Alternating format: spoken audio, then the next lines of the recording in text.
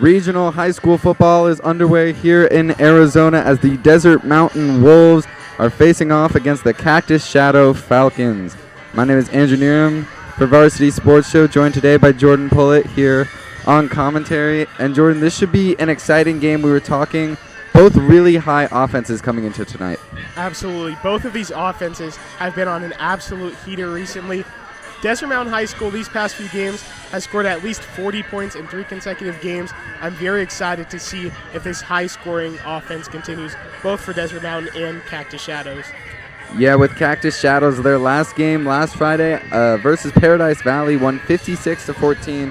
So we talked about those explosive offenses. Both teams can get the ball going early and can get the ball going consistently. I want to talk about the head coach for Cactus Shadows is Christopher Dixon, and then his son, Donovan Dixon, running quarterback. That's got to be an interesting dynamic for the team there. Absolutely. Sometimes that can strengthen the team from the inside. Just internally, you are a literal family from coach to quarterback. Everyone has to be a leader. But also, I can understand how that can cause some divide. But Cactus Shadows, up to this point in the season, has been rolling with that strategy. And for the Desert Mountain Wolves, they've been really solid, starting 4-1, undefeated at home here, 2-0. But they face a tough opponent. Do you see the crowd here tonight, and are you hoping that they'll kind of be a 12th man to push them to 3-0 at home here? Absolutely. Last time I was here, it was Thursday Night Football 3 weeks ago, and the Desert Mountain crowd showed up in a big way. They helped the Desert Mountain Wolves score 4. Well, they didn't help them on the field, but defensively and through their motivation, they helped a 42-0 victory against Mountain View, but not the Mountain View here in Phoenix, the Mountain View down from Tucson. So they sent them all the way on that long car ride back home. They're hoping to do the same thing tonight with Cactus Shadows. Of course, Desert Mountain finished 8-3 last year, 3-2. They qualified for the Open Division playoff tournament as the 6th seed, lost in the first round to ALA Queen Creek. They've started 4-1, are off to a good start, have a tough test here, and then they'll face Horizon later in the year. Horizon's 5-0. They're going to be a difficult opponent. Absolutely. Horizon here in Phoenix, everyone knows, is one of the top schools right now, obviously sitting at 5-0. But everything that Desert Mountain is doing is gearing up for the playoffs and to have a more successful season than last year. Definitely. So we are most likely going to be going to the national anthem here soon. So we are looking to take a break, I believe, for the national anthem and the coin toss, and we'll be back shortly. Thank you.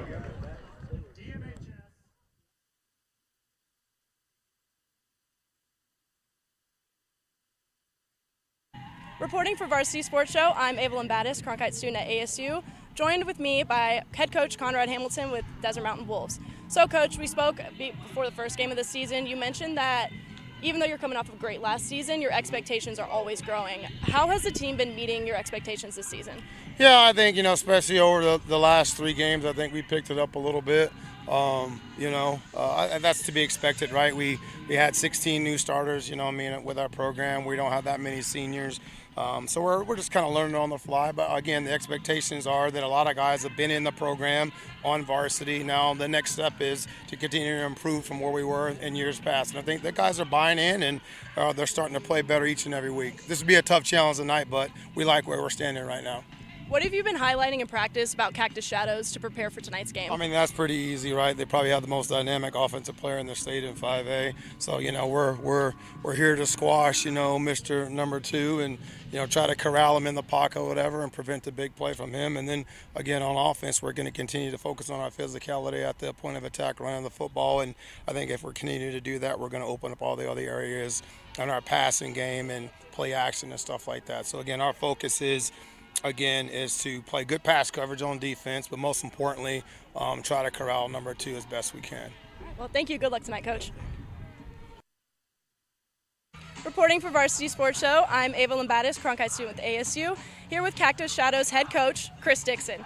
So, Chris, you're going in three-game winning streak. How do you plan on keeping this momentum moving forward against a pretty established 4-1 Desert Mountain team? Well, you just got to come out and play. I mean, we can't do anything else but play. I mean, we got a game plan, and hopefully we execute it, and that's just the job that we're supposed to do tonight. And you're a coach, but you're also a father. How does having a son on the team affect your coaching style? Doesn't. I mean, you treat everybody the same.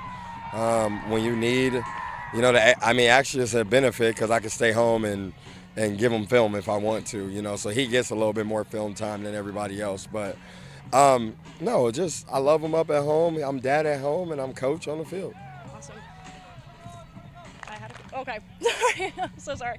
Okay, well, thank you and good luck tonight. I had another question, but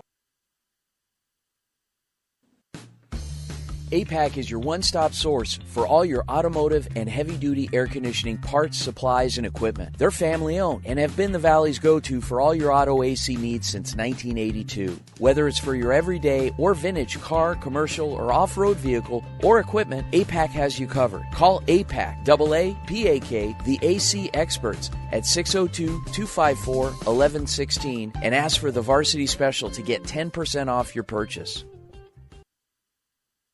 Hey fans, Vince with the Varsity Sports Show. You've had the rest. Now treat yourself to the best Japanese grill in Arizona. It's the Boss. Boss Bocce Japanese Grill in Mesa. Grilled shrimp, steak, and all the best veggies with or without a twist of spice. Sure to please everyone. Dine in or take out. Located at University and Country Club in Mesa. Open daily. 602-859-3759. The Boss. Boss Bocce. Hablamos Español.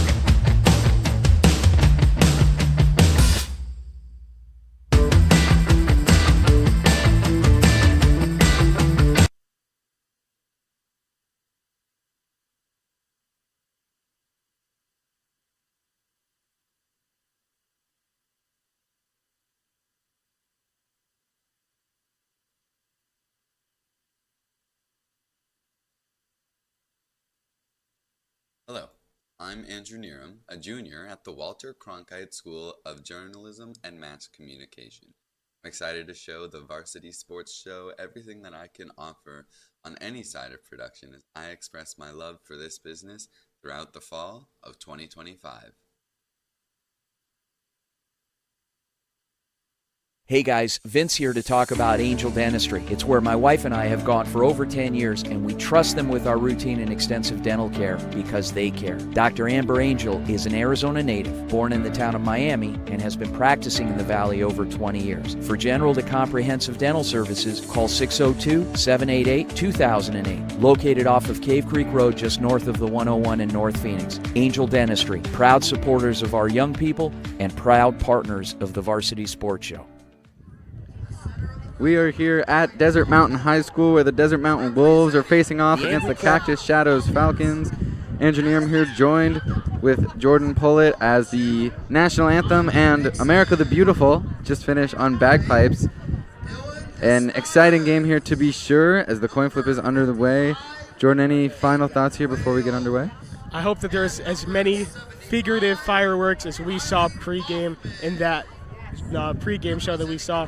There were about 3 different instances that I saw either fireworks or sparklers, so I'm just hoping that the offense lives up to those expectations. Hoping to be just as fiery as their pregame entrance, as the fireworks during the national anthem, as everything that they can be. As the captains are meeting here in the center of the 50-yard line, over the DM, Grant Garduno, the quarterback for Desert Mountain, second in the 5A Northeast region in terms of passing yards, it's 776. But first in the region is the opposing quarterback on Cactus Shadows, Donovan Dixon. It should be an exciting quarterback matchup tonight.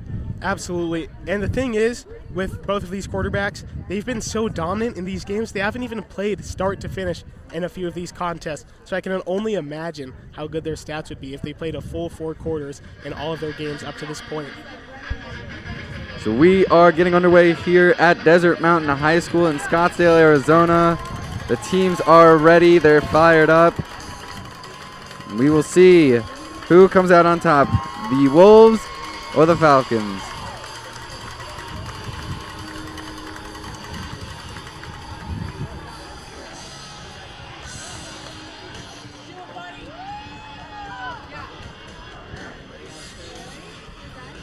Last game for Desert Mountain Wolves was at Kellis, and you talked about how dominant their offense was. They won 53-0. It was their second shutout this season, as you mentioned. Now, these are both high-power offenses, but we were talking pregame about the defense and how they've, controlled these shutouts and controlled these low-scoring affairs against a really high-scoring caliber team like Cactus Shadows. What are you looking for the defense? Just have to start off on the right foot. First down, first play of every drive, first play of every new set of downs. Try and have it so that it's either a negative play or a very minimal gain. Limiting those second and shorts really helps out a defense throughout the course of a game. And like you said, 2 shutouts for the Wolves in the last 3 weeks. But Cactus Shadows, their offense has not been shut out this season, obviously, so something's got to give. Last time these two teams met was an overtime victory for Desert Mountain. That was last year. 28-35 was the final score. They've had 2 overtime periods since 2018, so maybe we see a third one here tonight. There's been a lot of overtime, both in college and the NFL level, and at high school it's even higher stakes because some of these players never play in an overtime game, never know what those rules are like heading into that first overtime game of the season. Cohen Bradley kicking off for the Wolves, and this one's going to sail all the way into the end zone for the Cactus Shadows Falcons. So we're going to get our first look at Donovan Dixon, the head coach, Christopher Dixon's son, and Donovan Dixon has over 1,500 yards through 5 games and is not only their leading passer, of course, and their quarterback, but is their leading rusher, has 400 yards on the ground and over 1,500 yards in the air. Absolutely, and the key to shutting down those mobile quarterbacks is the outside pressure. And Brody Morrison, last time we were here at Desert Mountain High School on Thursday Night Football, he was dominant. He had at least 5 tackles for loss in that game. Now expect a lot of this Cactus Shadows offense, their offensive line game plan, to be shutting him down tonight.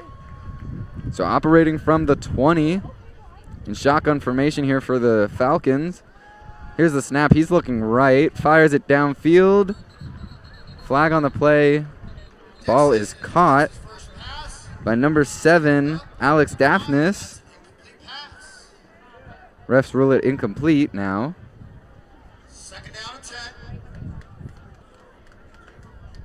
Personal foul on the Wolves is going to move it forward. Roughing the passer on the first play of the game. That is just undisciplined football from Desert Mountain here. I'm sure that after that drive, Coach Hamilton will rip into the defense for that one. But the good thing about it, they still have 65 yards to give before they really need to focus about any other mistakes. And it was good defense on that pass, forcing the low throw into that incompletion. But the penalty does move them up to the 35-yard line. Here's the fake read pass option. Goes up the middle for a gain of about 6 on the play. The leading rusher, quarterback, Donovan Dixon, using his own legs to get the job done. Yeah, that's always such a tough play because trying to decide as that outside edge, do you commit to the running back? Do you commit to the quarterback? Especially with a two-way quarterback like Dixon, that's going to be a tough decision all night for the Wolves.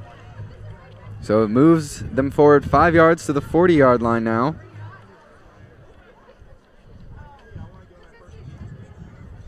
Motion in the backfield, hands it up the middle to his running back, gets nowhere, and even gets tackled for a loss of about 1 or 2 on the play. There we go, a pack of Wolves helping make that incredible second down stop. Ball was given to Cooper Konoposki, the running back for Cactus Shadows. That time, the defense commits to the running back, and it pays off for them. We'll see what the game plan is here on third down for the Falcons. But my biggest concern, keep Dixon in contained. Do not let him scramble to the outside. Shotgun for Dixon here again. Running back to the right. 2 receivers out wide right. Here's the snap. Fires it down, finds his receiver for a first down plus some. Is number 6, Trey Peck. He had a decent game last week. 3 recoveries for 44 yards. Gets himself started early here with a first down. And that was a great catch, knowing where to sit in that zone defense and absorbing that hit holding onto the football through those big hit sticks is very tough for receivers in the middle of the field. But a perfect pass by Dixon and a perfect catch by Peck. So that moves the sticks. First down here, operating on the 49. Not quite in enemy territory, but can smell the other side of the field, essentially. Sends his receiver in motion, hands it up the middle, and gets stopped after about a short gain of 1 or 2, peeling out to the left there. And that's what we were talking about just before this game kicked off. Keeping that Falcons offense to short gains on first down really sets up the defense on second, third, and potentially even fourth down later on in the game. Gain of 2 on the play, brings up 2nd and 8. Motioning again. Fake handoff up the middle, finds his receiver, but gets tackled for a huge loss by number 1, Braylon Wilkerson, the cornerback for Desert Mountain, reading the play and making the stop. That was just a great read. The motion on the plays prior to that one, and Wilkerson was able to know which one was going to be a screen pass to the right. The receiver who caught the ball, Dylan Asperas, making the play, but ultimately ends up losing yardage, and it looks like Dylan is down on the field after the big hit there.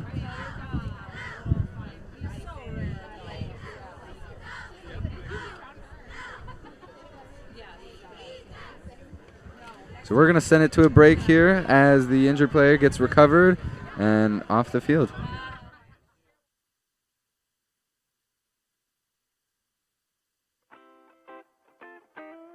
The Angry Crab Shack in Tempe, with an experience so good it remains indescribable, with something for every seafood lover. Try one of their amazing custom seafood boils, sandwiches, appetizers, and salads. Angry Crab Shack Tempe is located east of I-10 on Warner Road, 480-674-3847. The Angry Crab Shack in Tempe. Come ready to eat.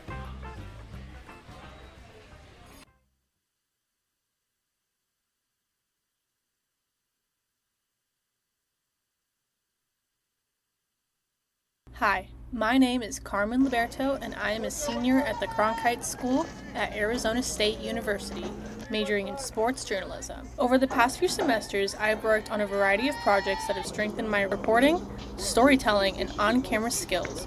My passion has always been hockey, and I hope to build a career covering the NHL, ideally as a beat writer for the Buffalo Sabres. I'm excited to continue growing as a journalist and to bring my energy and dedication to every story I tell. Stay tuned to see my work at the Varsity Show internship. My name is Dana McDermott, and I'm a junior in the Walter Cronkite School of Journalism and Mass Communications at Arizona State University. I am looking forward to the opportunity to get some hands-on experience and dip my toes into this industry. I've called water polo, softball, and I've broadcasted on the sidelines for high school football and basketball. I'm so excited for what this internship's going to give me.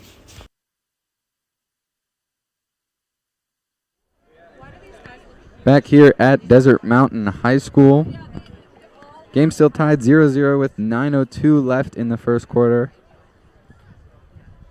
It was Dylan Asperas who got help to the side of the field after the big hit. 3rd and long for Cactus Shadows here. The Falcons will have to draw up some type of big play. We haven't seen any explosive plays from their offense yet, but I'm absolutely not doubting their ability to make a big play here. The biggest play, the roughing the passer, that gave him an extra 15 yards and set him up here essentially. So we'll see if they have what it takes to get into enemy territory plus some here for Donovan Dixon and the Cactus Shadows Falcons. Timeout for the Wolves here, making sure they know what they're doing. Defensively, we talked about limiting these big plays, these big offensive opportunities, and really need to make sure that you know what you're doing going into these plays. Yeah, an interesting spot to take a timeout after they essentially had a built-in injury timeout right there. But at the end of the day, if Coach saw something that he didn't like out there, I cannot blame Coach Hamilton for calling a timeout. You just got to wonder, how it'll go into the rest of this half here. pretty early in the game, 8:43 still left in the first quarter. But one timeout down for the Wolves. All three still remaining for the Falcons.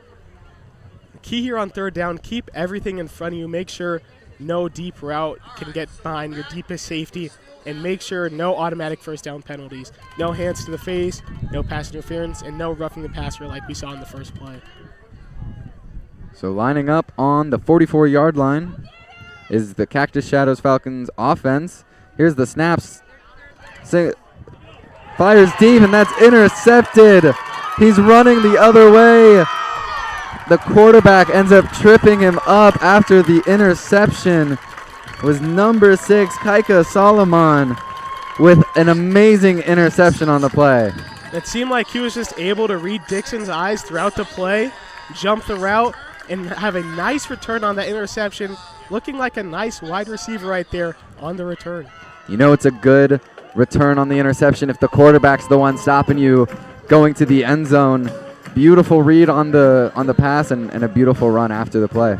And a tough pass by Dixon, but like you said, stopping that touchdown potentially saved the Falcons defense and at least gave them a chance here. So Garduno is going to take the snap in I formation, hands it up to his running back up the middle. Doesn't get a whole lot of anywhere. Does Ryan Craddy, the junior running back.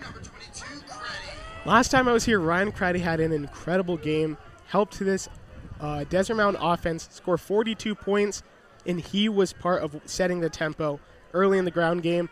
But honestly, that offensive line as a unit has been able to set the tempo, make sure that both Grant Garduno, the quarterback, and Ryan Craddy, the running back, have all the time in the world in all the holes to run up. Craddy has 402 yards of rushing on the season. Didn't get a whole lot extra there, but hopefully he'll get a whole lot more throughout the night. Shotgun formation, flag on the play. Going to be a false start on the offense. Offsides, excuse me. Regardless, they'll still push them back. Going from 2nd and 8 to 2nd and 13 now. And that's tough. After a big interception like that, a moderate gain on first down basically gets reset by that false start or offsides penalty. So it's going to be interesting to see how this Wolves offense tries to bounce back and make it 3rd and manageable. 2nd and 12 on the 24. Sends his receiver in motion. Peels out to the right. Just Garduno finds the receiver in motion before being pushed out of bounds at about the 20-yard line. Kai Shen, the receiver on the play. And Kai Shen there, the motion man, we saw a lot of that from the Shadows offense to start this game. And the Wolves are showing a little bit of motion as well. 3rd and around 5 to 8 yards. That is going to be a tough gain for this Wolves offense. We were talking about the defense. How tricky is that when you have a man in motion, you have the running back behind the quarterback, you have so many different threats that you have to cover. How difficult is that for a defense? That's very difficult, obviously, for the defense, but I think it makes it that much easier for the quarterback, showing the coverage that the defense is in pre-snap. Empty backfield for Garduno. Jet sweep over to Craddy. Gets pulled down. Never mind, fake me on the play. It's a run up the middle. And that's how you know it's a really good, well-ran, well-designed quarterback keeper there.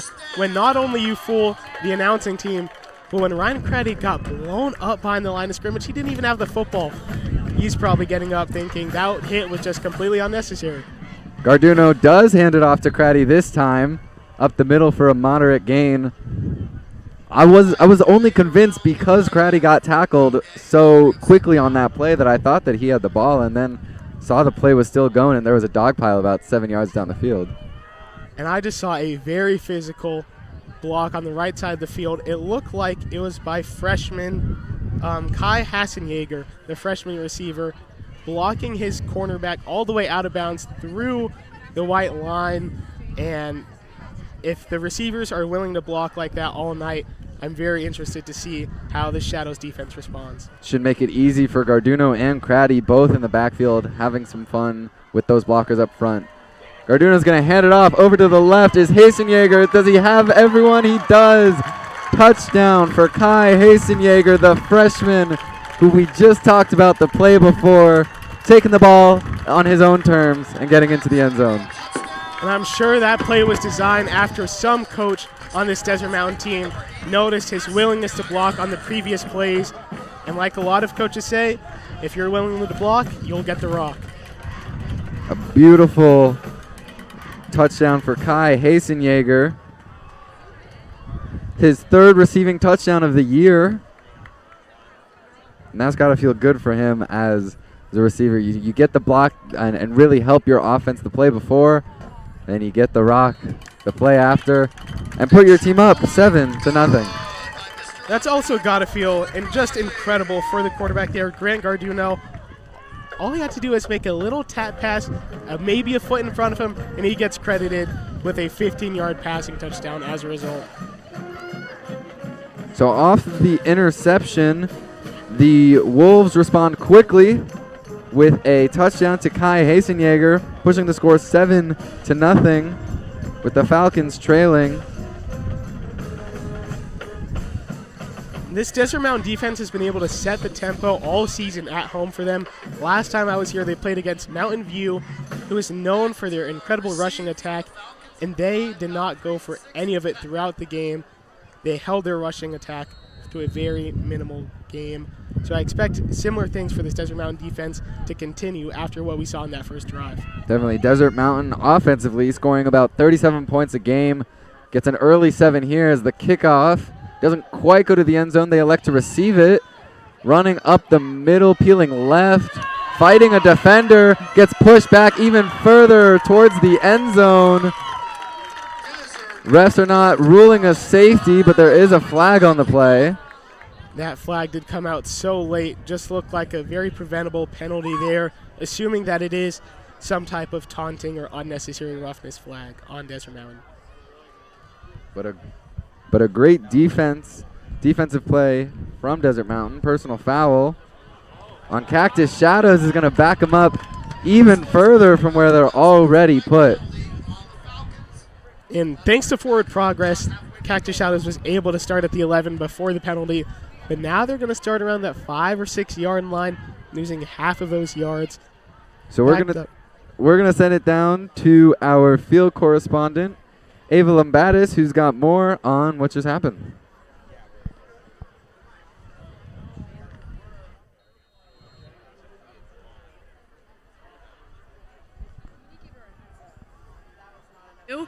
We are getting going today in this first quarter. We've already had an interception from number 6, Kaika Solomon, and that led to a touchdown by Kai Hasenjager and an electric first quarter. Back underway after a run up the middle. Doesn't go a whole lot of anywhere for the Cactus Shadows Falcons offense. That is a little bit of a tongue twister there. Say that 3 times fast. I don't want to. I try to avoid it if I can. But regardless, it's going to end up bringing 2nd down and 9 for the Falcons offense. I'll just say that. It'll make my life a little easier. Here's the pass out left. Intercepted again. Stolen from the hands of the receiver. And down at about the 2 to 3 yard line. That's 2 quick interceptions from the Desert Mountain Wolves.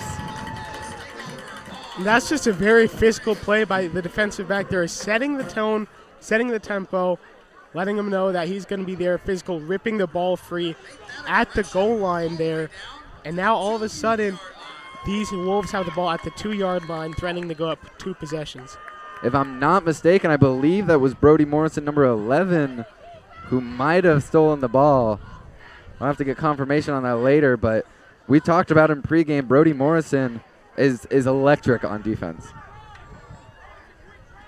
So here's the snap, a high snap, and into the end zone instantly is Easton Connor. A high snap right to the running back, skips right over Grant Garduno, the quarterback, for 2 quick touchdowns only a minute after their first one.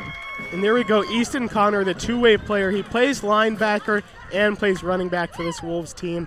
Last time we were here, he was absolutely everywhere. So nice to see him get that direct snap, take it right up the middle, be physical, stay up, and get into the end zone. He's had 7 touchdowns on the year. That makes it his 8th already through 6 games. Extra point pending. This has been a dominant start in the first quarter as the kick is good. A dominant start for the Wolves, but we said that this was going to be an offensive shootout. It has been, but just for one team today. Yeah, and I do just want to point out, based on the bench reactions, it did look like that was actually the second interception of the day for Kaika Solomon there. Wow. So Kaika Solomon all around it, making the plays when his team needs it the most. Reading the defense first, or reading the offense first, and then being able to just use his physicality. And it looked like the receiver had essentially caught the ball, and Kaika Solomon said, "I'll catch it too." Yeah, he just ripped that ball free. I initially thought it was a nice little gain for that Falcons offense, but Solomon took it for himself and put his offense in another great spot. So an early 14-0 lead for the Wolves. A similar situation, a kickoff after a touchdown with 5:19 left on the clock in the first quarter here.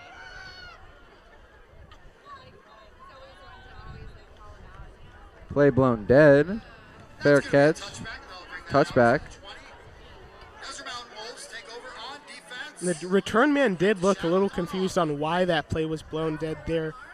Looked like Colin Godfrey was the return man there, and he was not sure, looking at the ref for some type of explanation. I didn't want to say I was a little confused, but I was also as well. It looked like he wanted to return that and wanted to get some yardage out of it. Refs blow it dead. Yeah, he took a few steps out of the end zone, but honestly might not have been the best decision to take it out there, so they'll get it right at the 20-yard line. So the Falcons offense is going to take over and try and get some positive yards here. Has had one play in enemy territory. The keeper, Dixon, rolling out to the right, tries to stiff arm a man before going out of bounds. For a solid gain on the play, the man he stiff armed, Kaika Solomon, at least attempted to stiff arm there. And Solomon has just been everywhere in this game. He's made 2 interceptions, or he's received 2 interceptions at this point, and he's able to force the quarterback out of bounds there. And that's a tough job, making Dixon go down to the ground. So good job by Solomon opening this game. But Brody Morrison also very disciplined there. He read the eyes of Dixon, noticed that he was going to keep it, and forced him to the sideline where he knew he was going to have some help. So he's going to bring up 2nd and 7 here for the Falcons. Shotgun formation again. Blitzer up the middle. Reads the play instantly. Dixon is going to be sacked. A great read from the Desert Mountain defense, and a great read specifically from Brody Morrison and company. It's multiple Wolves for the sack. Yeah, the whole Wolves defense seemed to be in the backfield there. The one that I noticed, Christian McComber blitzing up the middle. Did seem like it might have been a run play, but still able to get a sack on a run play. That's one of the most impressive plays in football, in my opinion. So pushes them back to 3rd and 14 with a timeout for the Wolves again. So they're down to 1 timeout here for the next 16 minutes of play, essentially, all the way through the first half. Yeah, questionable decisions here. But then again, if you feel like, as a coach, you need to use your timeouts early on in the half, it's better to use them than to be stranded with 3 timeouts at the end of the first half when you can't even use them at the end of the game. It'll just be interesting to see at the end of the first half if, you know, they're trying to run a 2-minute offense and they end up getting short just because they run out of time here. So be interesting to see. I mean, up 14-0. Good start offensively. Just been seeming to maybe have some defensive miscues or something like that. Yeah, potentially some substitution issues on those timeouts. But both of those timeouts came on 3rd and very long. So we'll see what the defense draws up here. Last time it was 3rd and very long. They drew up a great play. Was that interception? Maybe some more magic here for the Wolves and their defense. Here's the snap, looking to pass. A deep pass. Overthrown and another interception. Flag on the play, but it's still going. Kaika Solomon, pending the flag, has his 3rd interception of the game. That is incredible by Kaika Solomon there. A potential hat trick of interceptions in the first half. In the first quarter, mind you. I did see the flag get thrown after the interception, but it could have been a multitude of penalties here. We'll wait for the call. The referee signaled first down for the Falcons offense, so unfortunately that interception will not count. And again, the biggest plays of the game for this Falcons offense have been on the backs of 2 big 15-yard penalties for the Wolves. Despite the interception being erased, Kaika Solomon still making his presence felt on the defense. It does push a first down automatically for the Falcons. Showing blitz, they're going to blitz. Tipped in the air, bobbled before dropped instantly. The pressure to the quarterback in that backfield. Brody Morrison, one of the blitzers. The Wolves are swarming this quarterback here. Absolutely. And with Solomon having such a great game defensively up to this point, if I'm Coach Dixon, next time the offense comes back to the sideline, I'm shutting off that side of the field to get Donovan Dixon some more confidence and some more completions just to get his confidence back up and then take those deep shots yet again. So it's going to bring up 2nd and 10 following the tipped pass for an incompletion. Shotgun formation for Dixon. Backed up to pass again. Almost has his receiver bobbled out of the hands of Alex Daphnis. Good coverage by the Wolves, but Daphnis had it and then just bobbled it out. And that's unfortunate. That is somewhat frustrating as the quarterback. But the biggest thing here is keep your head in the game. You've made a couple mistakes. It's okay if your receiver makes a mistake and just bounce back 3rd down and go pick up this next first down. The Falcons have kind of a 2-receiver threat here with Dylan Asperos and Alex Daphnis. Of course, Dylan went out with that injury, so Alex Daphnis going to kind of have to pick up the slack of Dylan here. Yeah, and I think when one of your top offensive options goes down, the biggest thing is make the defense second-guess themselves, use some motion, use some trickery, and just get them thinking twice. A delay of game flag for the Falcons is going to push them back 5 yards, bringing up 3rd and 15 for Cactus Shadows. Last time it was 3rd and 15. Kaika Solomon almost had an interception, was overruled because of a flag.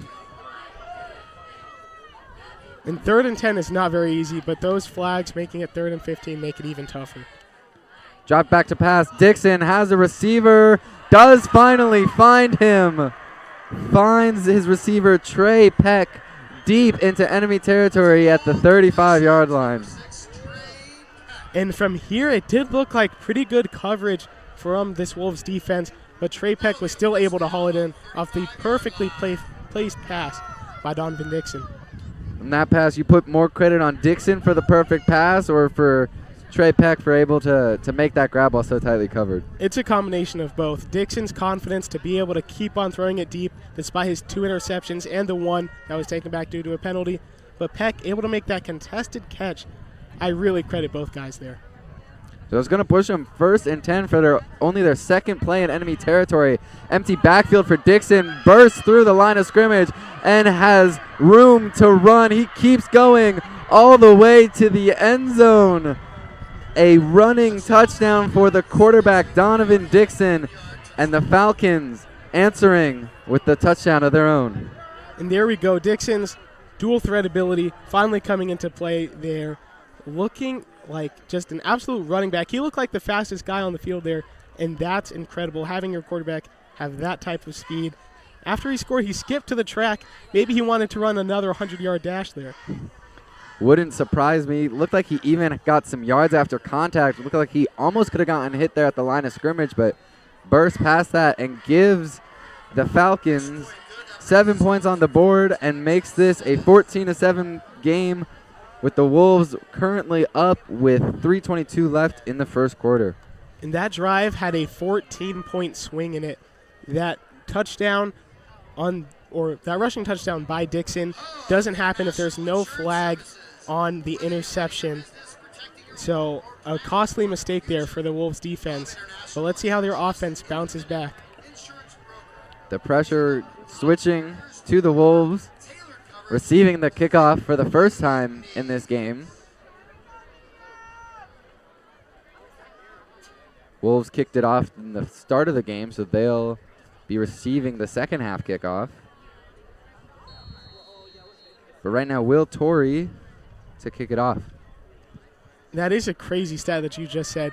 The Wolves have 14 points and haven't received a punt or kickoff up to this point. So just a great job forcing both of those turnovers. Kick goes to about the 10-yard line and received. Running forward, burst past the 20-yard line before getting tackled at about the 30 is number 10. Isaiah Justice, I believe.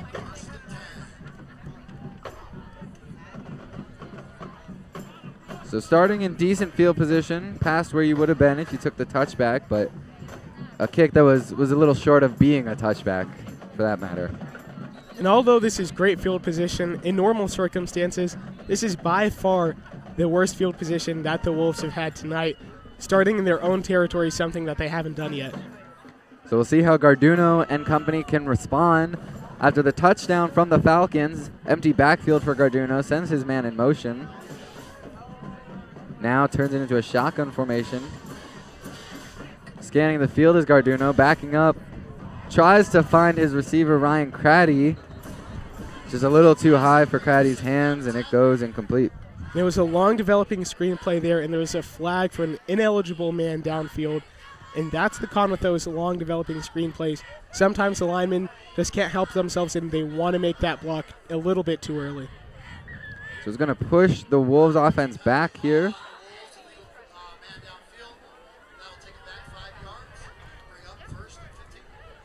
Going to bring a 1st and 15 on the play after that penalty.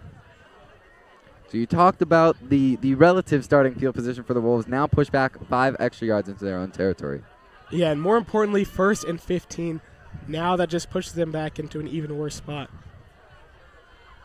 Garduno fakes the handoff once, then gives it to Craddy going up the left side before being tackled at about the 34. A little bit of extracurriculars on the sideline there between two players, but still a second down here for the Wolves. And there we go. That's that physical blocking by the Desert Mountain receivers that I've been talking about. They are willing to make these plays, make these short gains into moderate gains. And at the end of the day, those little details are what gets them the ball, what gets the offensive coordinator and Coach Hamilton drawing up plays for them. So it's going to push them to 2nd and 9 on the play. Sending another man in motion. Send it up the middle to Craddy. Craddy's got some room to run. Gets tackled at about the 39-yard line. And we've been seeing a lot of these either fake jet sweeps or these fake handoffs before the actual handoff. What are you making of that as you see this offense operate? Personally, I always think that is Coach Hamilton or whatever coach it is in the game setting up some deep play for later in the game, whether it's the next play or whether it's in the fourth quarter. He's just trying to draw this defense in, and eventually, whether it's that motion man or another receiver on the outside, he's going to send them deep, try and make a one-on-one matchup with no safety help, and have Garduno take a deep shot. So he's going to push him up to the 40-yard line. Garduno snapping the ball. Dropping back deep, peeling out to his left, going to try and find a receiver on the sideline. Doesn't get to Isaiah Justice, the intended receiver, on the play. There was pretty good coverage throughout from James Wade there, the defensive back, who also seems to be the punt returner on this play. James Wade has been having a good season for himself so far. He's had the 1 pick 6 for Cactus Shadows and ties his team in interceptions. But a great play here defensively from the Falcons, holding them down to a quick 3-and-out if I'm not mistaken. Yeah, and an interesting special teams formation by the Falcons, a 2 punt returner formation. Flags on the play. Looks like it's going to be against Cactus Shadows. It is 4th and short, so that would mean an automatic first down. And the ref signals automatic first down for the Falcons. So I talked about the great defensive hold from the Falcons, and now the Wolves get the free first down. And there we go. The defensive back who made that great 3rd down stop, James Wade, looks into the sky in frustration because he knows the special teams just made a costly error that keeps him on the field. So the Falcons the Wolves resume control of the ball at the 44-yard line. The handoff to Craddy, going to the right side up the middle before being tackled at about the 48-yard line. And from this angle, it did seem like Craddy picked up around 4 or 5 yards, but the referees spotted him much shorter than that, only giving him about 1.5 yards on the play. Could be a thing of the knee went down, but his body didn't stop moving. But regardless, going to only be a gain of 2 on the play, officially marked as 2nd and 8. Empty backfield for Garduno. Not anymore. Craddy's going to line up behind him. The handoff up the middle. Finds the gap in the line and pushes forward to be about 1 yard short of the first down. And this Wolves offensive line has done a relatively good job throughout the game getting Craddy nice gaps. Craddy was able to just run up the middle there with a relatively easy gain of 5 or 6 yards. Seems like a lot of times he's able to break through the defensive line and at least get to those linebackers before being tackled.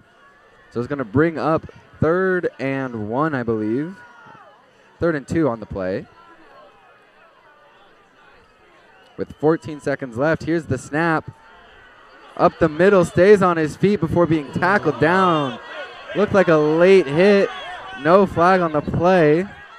The ball carrier, number 8, Easton Connor, got tackled once and then got tackled twice. Yeah, and this Wolves crowd was not happy with that.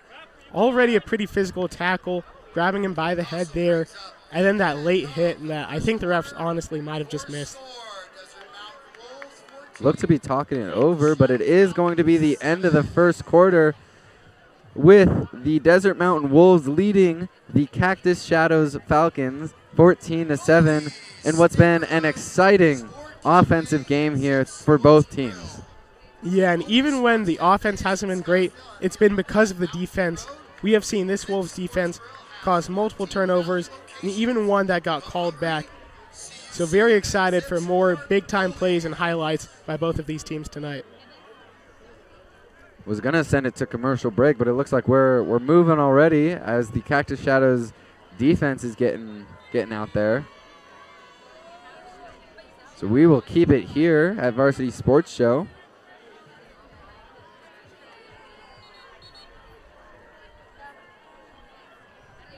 That is a common theme. I've seen this Desert Mountain offense. They haven't been flagged for it, but the refs in multiple games have had to call them out of timeouts and out of commercials to make sure that they line up. So it's going to bring up 4th down and 2. The offense still on the field. Garduno and company in I formation. 3 receivers outright. Going to do some motion mans. Now it's 2 receivers on the left, 2 receivers on the right. Sending motion man again. Really trying to confuse the defense here. Looks like they're doing a good job at it. They almost got one of the defensive edges to jump there, but he was able to hold himself back. There's going to be a delay of game, maybe trying to pin them back with the punt. Get the extra 5 yards to give your punter a little more operating room here in the end zone. Yeah, and there's no harm in doing that when it's 4th and 2. There's no difference if you're going to punt if it's 4th and 2 and 4th and 7. And they were already able to draw him off sides on that punt play earlier in the drive. So Hudson Kadeg is going to be the punter.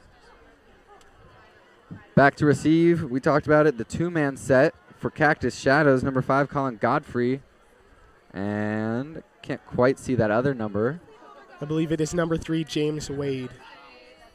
So the punt is going to sail out of bounds at about the 19-yard line for Kadeg and the Desert Mountain Wolves. So even gifted that flag on 4th down. Not able to do much with it there.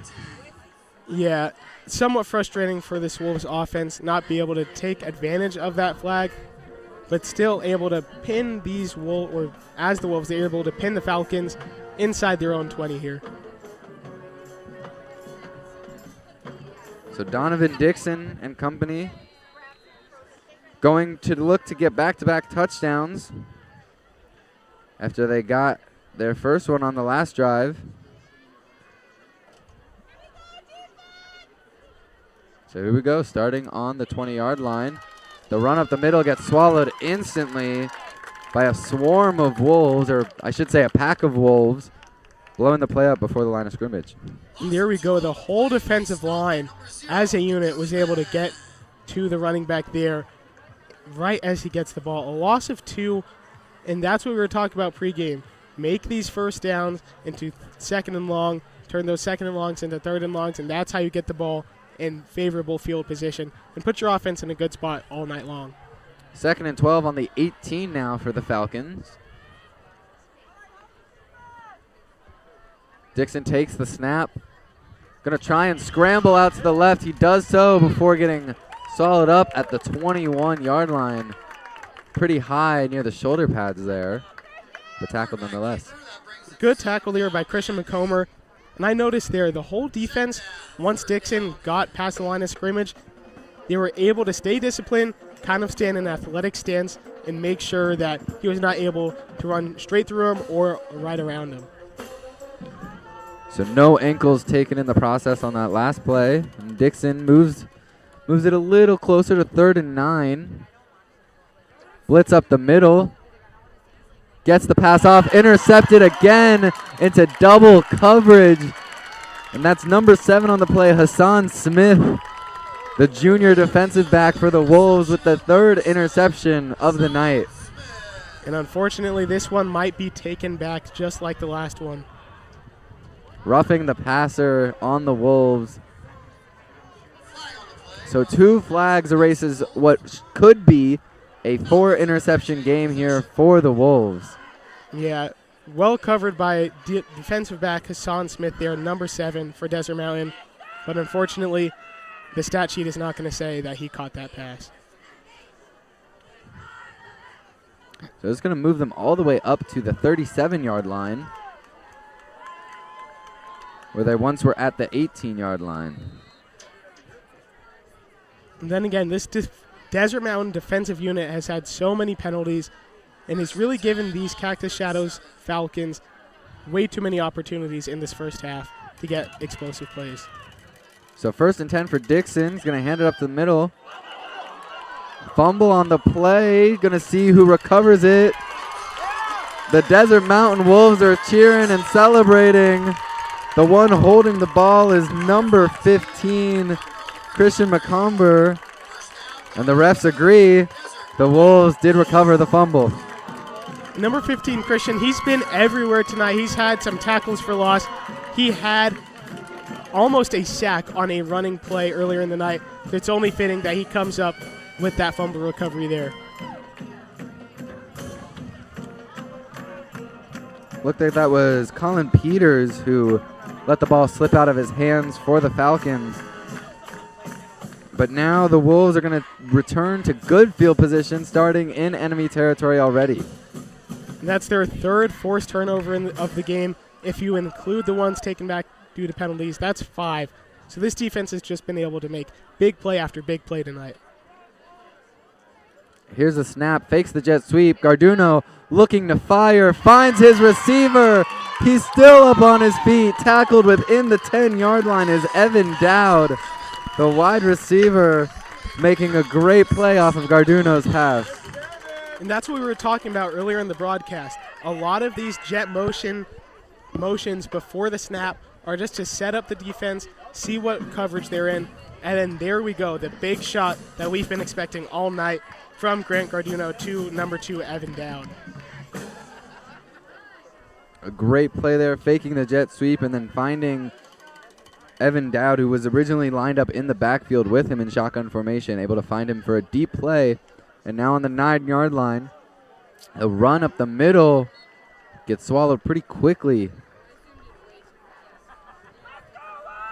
Looks like that was Ryan Craddy on the carry. And that's one of the first times tonight that we haven't seen a positive gain for Desert Mountain on a running play. So I'm very interested to see if Coach Hamilton draws up more plays near the goal line for his running back Craddy, or if he shifts to the passing game. Well, we saw the excellent pass there the play before that got them into this position. So curious to see what they have drawn up here on 2nd and 10. They have 3 receivers out left, 1 out right. Garduno in shotgun. He's going to take the snap, fires it out to his right, tries to find the receiver. Flag on the play for pass interference. I saw that one all the way from over here. And from a defensive perspective, I'm honestly not sure if I agree with that call. It did look like it was physical both ways. And that is just tough as a defensive back when the receiver initiates the contact and you match it, and that's all the referee sees. But there we go. A very smart play by number 9 there. A late flag just thrown by the head chief. Unsportsmanlike conduct by the defense. So 2 penalties on the Falcons are going to push the Wolves just a little bit closer to the end zone. The intended receiver was Davian Whitener on that pass interference call. It's going to bring up 1st and goal on the 2-yard line. Now, in spirit, an unsportsmanlike conduct penalty is never good. But in practicality there, it only gave up 2 yards. So this defense still has a good chance of getting a stop here.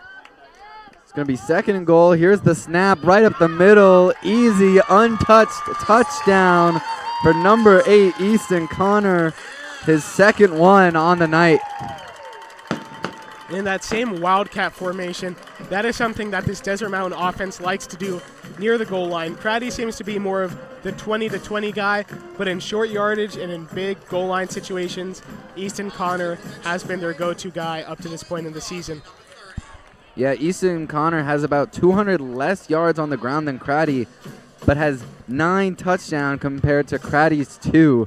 So definitely the goal line guy to go to is Easton Connor. There's no wrong choice between those 2 Wolves running back. Both of them at the goal line. I trust them.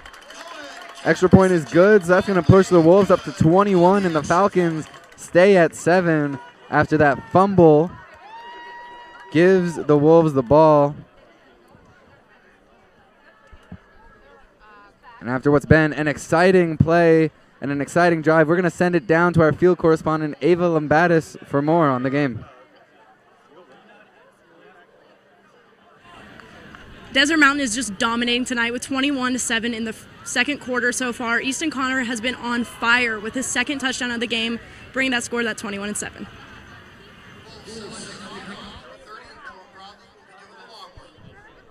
So here's the kickoff for the Wolves. After what's been an amazing offensive half for Desert Mountain, they're going to bolster down on defense and get hopefully another turnover here. 3 turnovers on the night, 2 interceptions, and 1 fumble recovery. And it only allowed 1 score for the Falcons. And the only people stopping this Desert Mountain defense right now, it's been themselves. These silly turnovers or silly mistakes that have called back these turnovers and given the Falcons automatic first downs on multiple occasions. But outside of that, this Wolves defense has been on fire tonight. I want to bring your attention to a quick stat here. Sophomore Easton Connor was tied first in the 5A Northeast region with running back Bodie Zamorano out of Horizon for most rushing touchdowns with 7. They were tied. He's added 2 to his name here tonight. What's that mean to be in that company with a guy like Bodie Zamorano in Horizon? I mean, to be number 1 in your conference in touchdowns at this point in the season has to feel incredible, but I'm sure he wants to be number 1 in the conference at the end of the season. So more performances like this, and like he said throughout the season, will take him to that spot. A great start here anyways for him. Pass deep, wide open receiver is going to get into enemy territory is number 9 for Cactus Shadow, Zach Spielman. Only had 2 recoveries for 39 yards last game. Makes a deep catch there for about 34 yards, so gets almost his entire yardage from last game in 1 play here. And it did look like the quarterback, Donovan Dixon, there did get lit up at the end of the play, and that is the flag. An extra 15 yards on top of it. Dixon, he's been able to stay upright, but he's been hit after the play 3 times tonight. I was about to ask, yeah, that's the 3rd roughing the passer penalty on the Wolves, and has really been what has allowed this Cactus Shadows team to get at least into an advantageous position on the field. I believe they had one in the one drive that Cactus Shadows had a touchdown. So one here moves the already explosive 30-yard gain even further to the 30-yard line. Empty backfield for Dixon. He takes the snap. Scanning his options. Fires it deep. Finds his receiver. Hauls it in and gets tackled down at about the 10-yard line. His number... Trying to see what the number is. I think it was number 9. Yeah, number 9 on the play, Zach Spielman. So 2 great receptions for Zach Spielman back-to-back. Absolutely. It's been all him this drive, obviously, so far. Let's see if they go to him near the goal line on some type of slant or maybe an end-around type of play, or if they keep it in the hands of Dixon on a read option. Or maybe you hope the defense overcommits to Spielman and you have another receiver somewhere else that's open. Absolutely. Something that these Wolves defense has to watch out for. Empty backfield. Man in motion. Going to go for the jet sweep out to the left. Gets tackled down by the horse collar, and that's what the refs see as well. Is number 6, Trey Peck on the jet sweep. Getting a rough tackle there. And when this Wolves defense has been good, they've been forcing penalties or forcing turnovers, no penalties. But when they've been at their worst so far this game, it's all been in the back of penalties. That tackle there, it was a tough physical tackle that unfortunately he just grabbed a little bit of the face mask towards the end of the play. But here we go. Goal line stand for the Wolves. The crowd has to get involved and help this defense out right now. First and goal at the 5-yard line in a drive that's been played with defensive penalties for the Wolves. It sets up the Falcons beautifully here on the 5-yard line. Dixon in shotgun formation. Going to take it himself, peeling left. Has the blockers in front and has the distance for the quarterback keeper touchdown to push the Falcons up and get back in this game. And the receiver lined up on the right side, number 7, Alex Daphnis, ran a completely fake route and hit a little bit of a jump celebration as he looked back, and Dixon was into the end zone there. So very well executed from everyone on the play, making sure that they did their 1/11th to get Dixon into the end zone. Looked like instead of a running back screen, it was more of a quarterback screen. The offensive line moving with the quarterback to get him into the end zone. The extra point is up and good by place kicker Will Torrey. Will Torrey now is 26 of 27 on his extra points this season. Very impressive from young kickers to see that type of accuracy, even on something as short as extra points. Being able to knock those down keeps you in games and gives you the ability really to have your coaches trust you in the biggest moments when the games matter the most, come November or come those playoff games.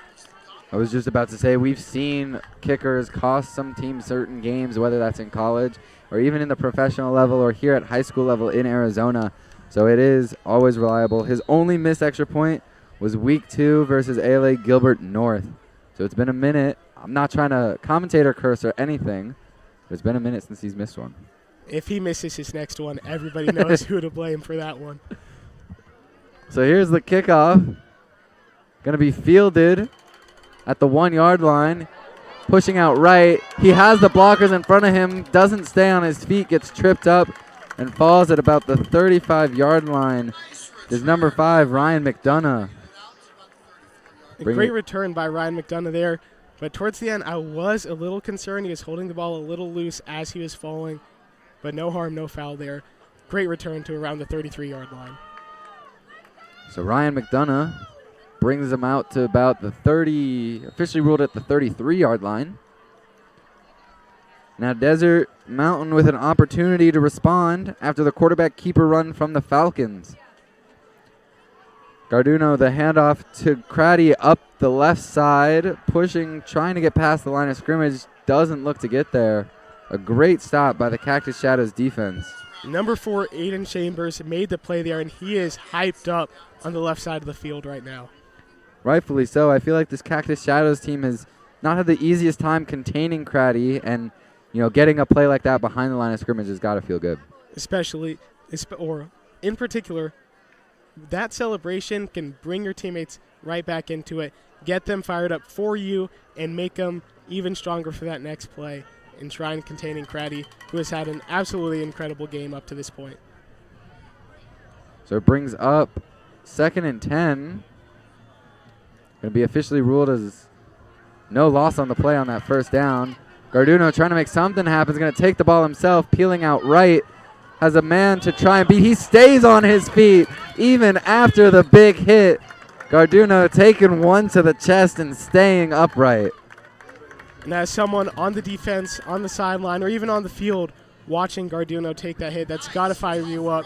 But if you're Coach Hamilton, you're probably going to tell the quarterback there, Grant Garduno, just slide next time, get out of bounds. It's not worth the injury risk for your quarterback. Junior cornerback Tavion Johnson tried delivering the big hit to Garduno. Ended up pushing him out of bounds at about the 39-yard line. So it brings up 3rd and 4 for the Wolves.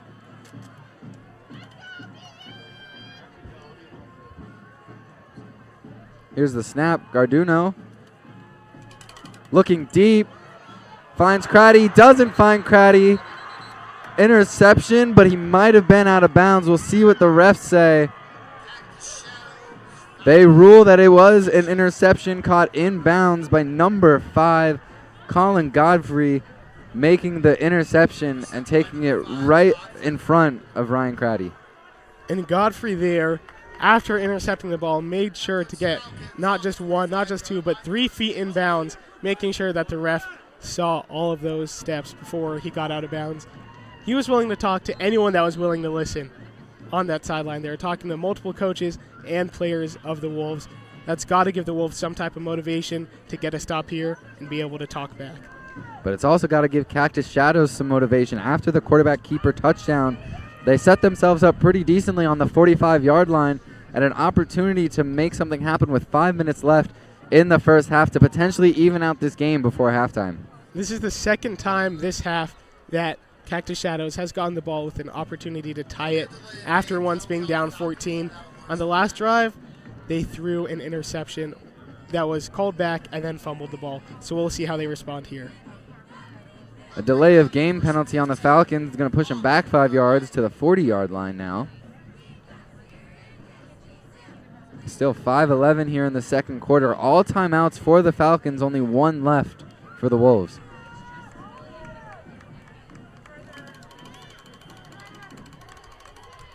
So here's Dixon identifying the mic.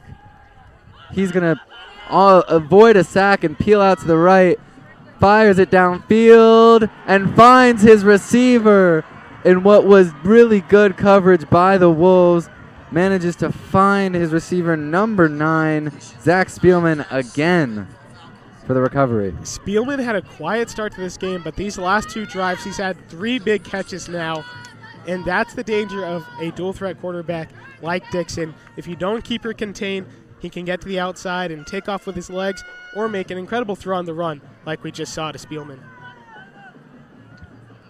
It looks like that could have been another interception from the Wolves, but mistimed on the jump allows it to fall right into Zach Spielman's hands, and a flag on the play here.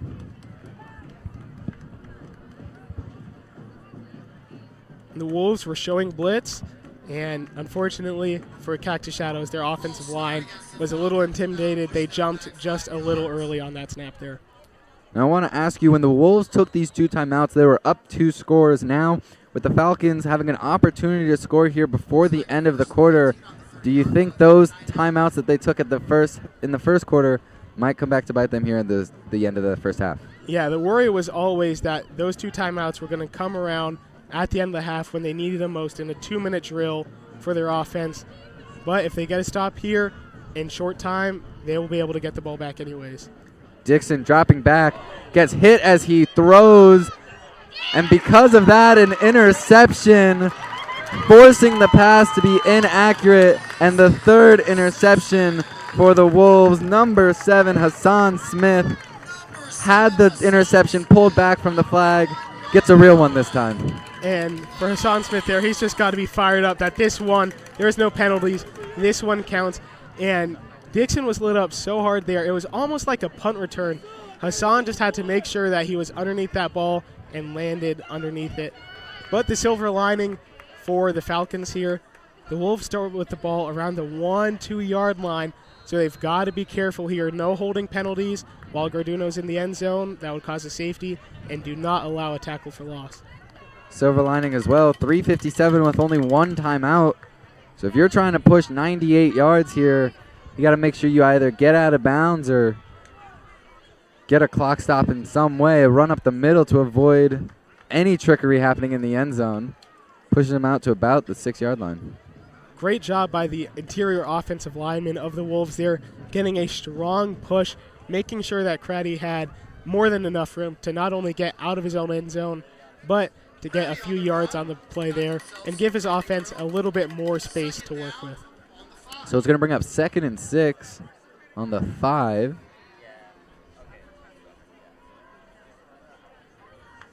Like you mentioned, the clock is ticking for the Wolves here. Just under 3.5 minutes left. We'll see how aggressive they get. Started with 3:57 on the clock, already down to 3:12. Garduno peels out right to pass, finds his receiver for a first down and more before getting wrapped up at the 22-yard line. Number 9 on the play, Davian Whitener, the tight end, making the grab. Whitener drew a pass interference in the red zone a few drives ago, so it's nice to see Garduno staying with him, keeping him involved, and picking up a nice first down there. So it's going to bring up a first down now on the 20-yard line. Only working with 2 minutes and 40 seconds is Garduno and the Wolves. A run up the middle to Craddy. Breaks past the defensive line plus some and gets tackled down at about the 25-yard line. And so far this drive, the Wolves haven't had an absolute ton of urgency to score the ball here heading into halftime. But it does seem like if they get a big play that will break free, they'll use their timeout, they'll use the clock wisely, and try and take advantage from there. Now in high school football, no 2-minute warning, so as we near closer to that, that clock is still going to keep running despite what happens on the field. So no free timeout in a sense of the word. The pitch out left to Easton Connor. Breaks free. He had 2 people on him. Still has 1 on him before getting wrapped up at the 48-yard line. Easton Connor not giving up despite multiple Falcons around him. And that was a great run by Connor, but I do want to give a little bit of credit to the cornerback there, Tavion Johnson, giving everything he had into just trying to get a little bit of the jersey of Connor to slow him down and prevent a potential big-time touchdown there for the Wolves. I don't want to draw out too many ASU comparisons, but maybe had some shades of Scadaboo there. You know, you see the pile, you expect him to be down, and out of nowhere, there goes Easton Connor. Absolutely. I'll never be against a Cam Scadaboo comparison, one of my all-time ASU legends last year. So it looks like we have a Falcon player injured on the field. Is going to be Tavion Johnson, the person who made the tackle. Gets up on his own accord, walks to the sideline on his own accord. Always good to see. And because of that injury, a nice break for this Wolves offense. 1:47 left on the clock as it continues to run. But this Wolves offense could continue to move the ball and score just before half. Still have 1 touchdown left as the clock ticks just under 1:40 now. Garduno fakes the handoff, sends it to his receiver. Running up the right sideline before being pushed out of bounds is Kai Shen. And with this running clock, great to get it out of bounds and great to be able to actually talk about what the next play is. Nice play design there by Desert Mountain, running it to the right sideline, and great field awareness by Shen there to make sure that he gets out of bounds instead of being tackled inbounds and continuing to wind that clock. So it's going to bring up 1st and 10 on the 41. 40 yards to gain, 1 timeout, and 1:30 to do it. Garduno dumps it out to Connor. Connor running up the right sideline, breaks in, is going to be tackled inbounds at the 19-yard line. A great dump pass from Garduno and a great run by Connor. A fake swing pass to the left shifted a lot of bodies from this Falcons defense to that side of the field. But then Connor on the screen pass to the right was wide open, and he had a key decision to make. Get out of bounds and sacrifice about 10 yards, or just take the yardage. And I think Connor made the right choice there, getting himself basically inside the red zone with just under a minute left. I think you make a different choice if you don't have that timeout that the Wolves do, but still with one timeout and 50 seconds left on the clock, Garduno, he's looking for the end zone. Does he have Evan Dowd? He does. A touchdown for the Wolves with under a minute left here in the first half. That was a great route by Dowd. He ran a simple curl route, made the defensive back jump, and boom, the double move, running towards the back of the end zone there, running to the pylon, and a great throw by Garduno on the run to his left side. Great job by that Wolves offense. So timeouts not mattering at all. They didn't even use the one they had. They're saving it for either this next drive or for a rainy day. But regardless, the Wolves scoring on a beautiful touchdown from Garduno to Evan Dowd. Extra point is up and good. And this pushes this game 28-14 with 44 seconds left in the first half. 3 timeouts for the Falcons. Enough time to get down the field and make a play? Yeah, the Falcons 3 timeouts, like you said, and they've had multiple big-time plays. If I'm this Wolves defense, make sure that number 9, Zach Spielman, cannot get wide open like he has been able to do on a few of these drives. No roughing the passer and no pass interference, and you'll be able to go into this half up 14 points.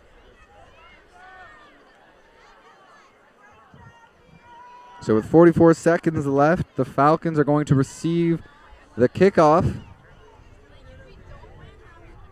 Now I want to ask you, Jordan, if you are the kick returner, are you taking the kick and trying to see what you can make out of it, or are you taking the touchback and just keeping the clock where it is? With 44 seconds left, if I see a gap, I'm going to try and take it, but there's no need to force any big play here. There's still a ton of time for your offense to go out there and score.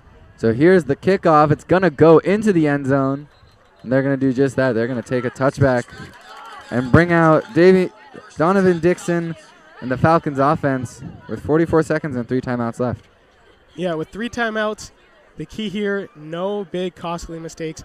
Already with 3 interceptions this game and another fumble. So add on 4 turnovers for this Falcons offense. It's not the worst thing in the world to go down 2 scores heading into halftime. It would be much worse to throw an interception here, and I'm sure that's what the Wolves are thinking as well. Try and make a big play, give your offense one last chance, and try and use that last timeout in this half. Now the Falcons received the opening kickoff, so the Wolves, already up 28-14, are going to be receiving the second half kickoff as Donovan Dixon breaks free from the pocket, running. He's got 1 behind him, 3 in front of him, still on his feet before it gets tackled down at the 40. Ball might have come loose. Refs rule that the Wolves have it. A costly turnover with 33 seconds left in the first half. And there we go. Dixon with his 4th turnover on his own today.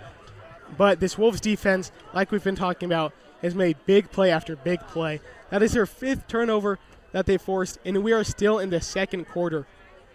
That is incredible stuff by this Wolves defense. Everyone in the pack has done their part and given their offense more than enough opportunities to take control of this game. Injured player on the field is Desert Mountain Wolf, number 15, Christian McComber. Gets up on his own accord, running to the sideline. You always kind of hold your breath when you see a man go down, but you release that breath when you see him get up on his own will and go to the huddle. Yeah, especially jogging back to the huddle like that. Hopefully he's able to return after halftime.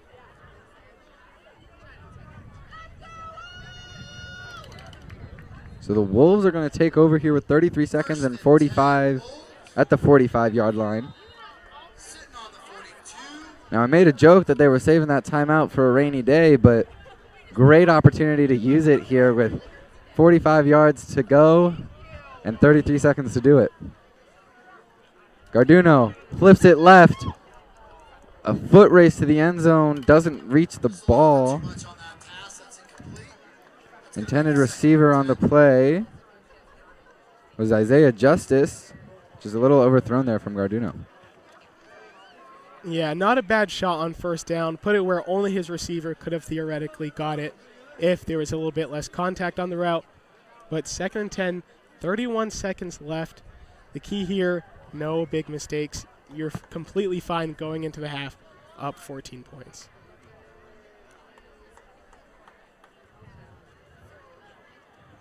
So operating from the 42-yard line are the Wolves.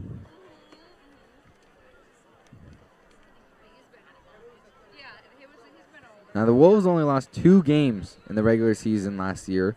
One was to Horizon and one was to Higley, and we talked about Horizon and how dominant they've been. And this would be a great win. They play Horizon a little later in October, but this would be a great win to feel more comfortable going into that game. Absolutely. Here's the snap for Garduno. Pocket collapsing. He's not in the pocket anymore. He's just going to dump it to his receiver. A toe toucher. Looked like he was throwing it away. Going to end up being a reception from Ayam Mazan, the junior, making a toe tapper to keep it in bounds. And a great grab. In this high school level, you only need to get 1 foot down, but he was able to get both feet, drag both of those toes, and get out of bounds, preserve that timeout, just in case they need it to set up a potential field goal. 17 seconds left for the Wolves. Still that timeout, like you said, Jordan. Garduno's taking the snap. Gonna fire it deep. Man wide open into the end zone is Kai Hasenjager for the 5th touchdown of the night from the Wolves in what was a complete and utter dominant offensive outing here for the Wolves. And it's only fitting. 5 touchdowns for the offense, 5 forced turnovers in this first half by the defense. We've seen fireworks on both sides of the ball and literal fireworks as a result of that throughout the night. Finds the freshman Kai Hasenjager for the touchdown. Kai Hasenjager already had one on the night, gets his second one. So Hasenjager with 2, Easton Connor with 2. And the extra point is good. Evan Dowd has the other one on the night. So a great offensive showing from the quarterback, but a great spread of the wealth here from Garduno. Absolutely, and we were talking so much about that final timeout by Desert Mountain, not only on this drive, but on the last one as well. And it still doesn't matter. They still have that timeout just in case they need to use it with 10 seconds left in this half. So they push the score up 3 touchdowns, now up 21.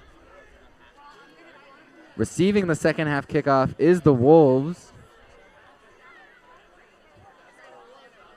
And you talked about this Wolves defense that has held teams to 10 points or has held teams to 0 points.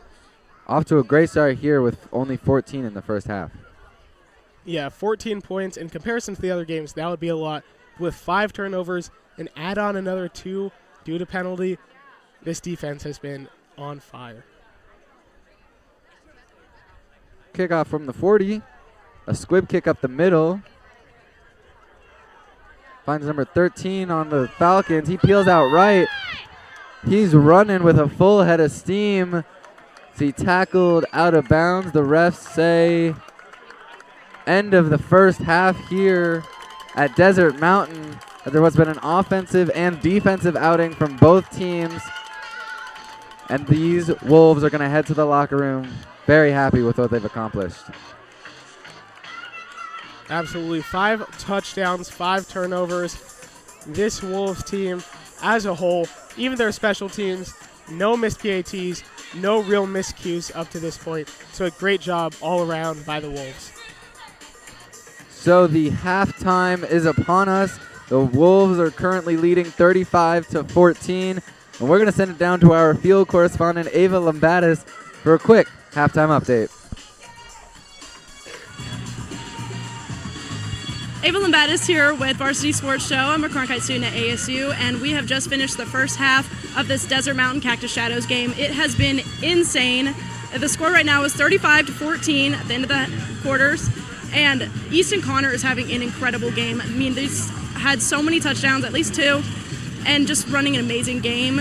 There's been 3 turnovers. There's been like 4 interceptions. It has been incredible out here. The students are going crazy, and the coaches are locked in.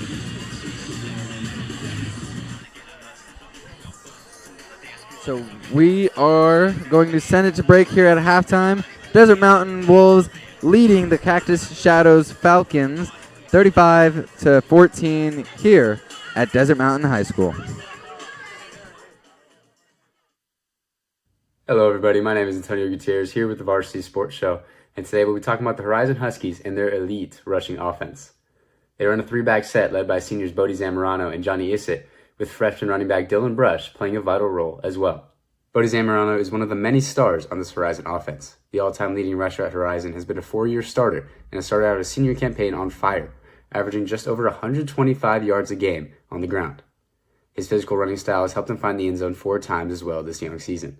It's going up very quickly. It's going to be a handoff to Bodie Zamorano up the middle, and he's going to cruise into the end zone. To go along with the physicality of Zamorano, senior back Johnny Issett provides a spark plug of insane speed out of the backfield. His explosiveness is seen all over the field as he is the return man for the Huskies, as well as lining up as the wideout occasionally as well. 7 seconds to go. It's going to be a handoff to John Issett up the gut, and Issett is off to the races.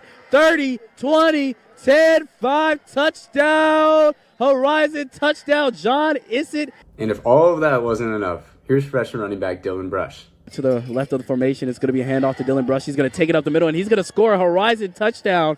Dylan Brush. Brush is an all-around back that adds another layer to this already deep Husky offense. He has 21 carries on the year with 5 touchdowns, averaging more than 12 yards a carry. Dylan Brush is going to take this carry. He's got a little room. He might break through it. He does at the 50, 40, 30, 20, 10, 5. Touchdown, Horizon. Touchdown, Dylan Brush. His skills were on full display in their most recent game against McClintock on September 25th, where Brush ran for 3 touchdowns, including a 70-yard run, the longest by a Husky this season. For the Varsity Sports Show, I'm Antonio Gutierrez.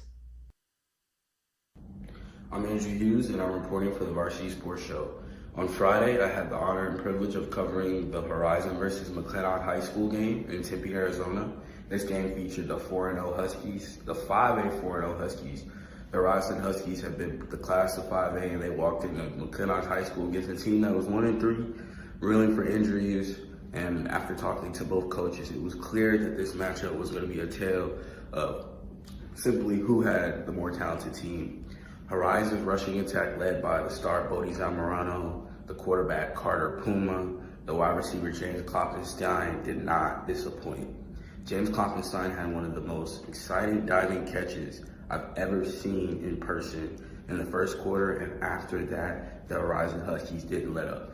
Bodie Zamorano did his thing early in the game, but luckily for Coach Horizon, Tyson Ditmore, and the Huskies didn't even have to deploy their star running back, as freshman Dylan Brush came into the game and cemented his stake in why he will be the next star Horizon running back. Had 3 long touchdowns against the McClintock D, showed his long speed, showed his ability to break tackles in the open field, and the Horizon Huskies are rolling in 5A play.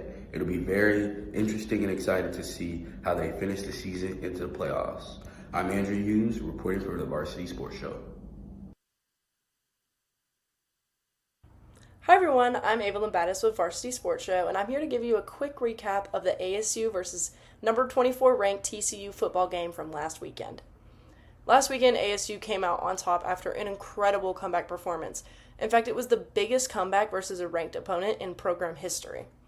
TCU started the game strong with a touchdown by number 6, Trent Battle, in the first quarter, a touchdown by number 26, Jeremy Payne, in the second quarter, and a field goal by number 99, Nate McCashlin, to bring TCU to that 17-0 lead with 6 minutes left in the second quarter. It all turned around when ASU's Sam Levitt threw a huge touchdown pass to Jordan Tyson, bringing the Sun Devils back into the game just before halftime. Levitt finished out the half with an impressive run and rushing touchdown, proving himself to be an incredibly versatile QB1 for the Devils.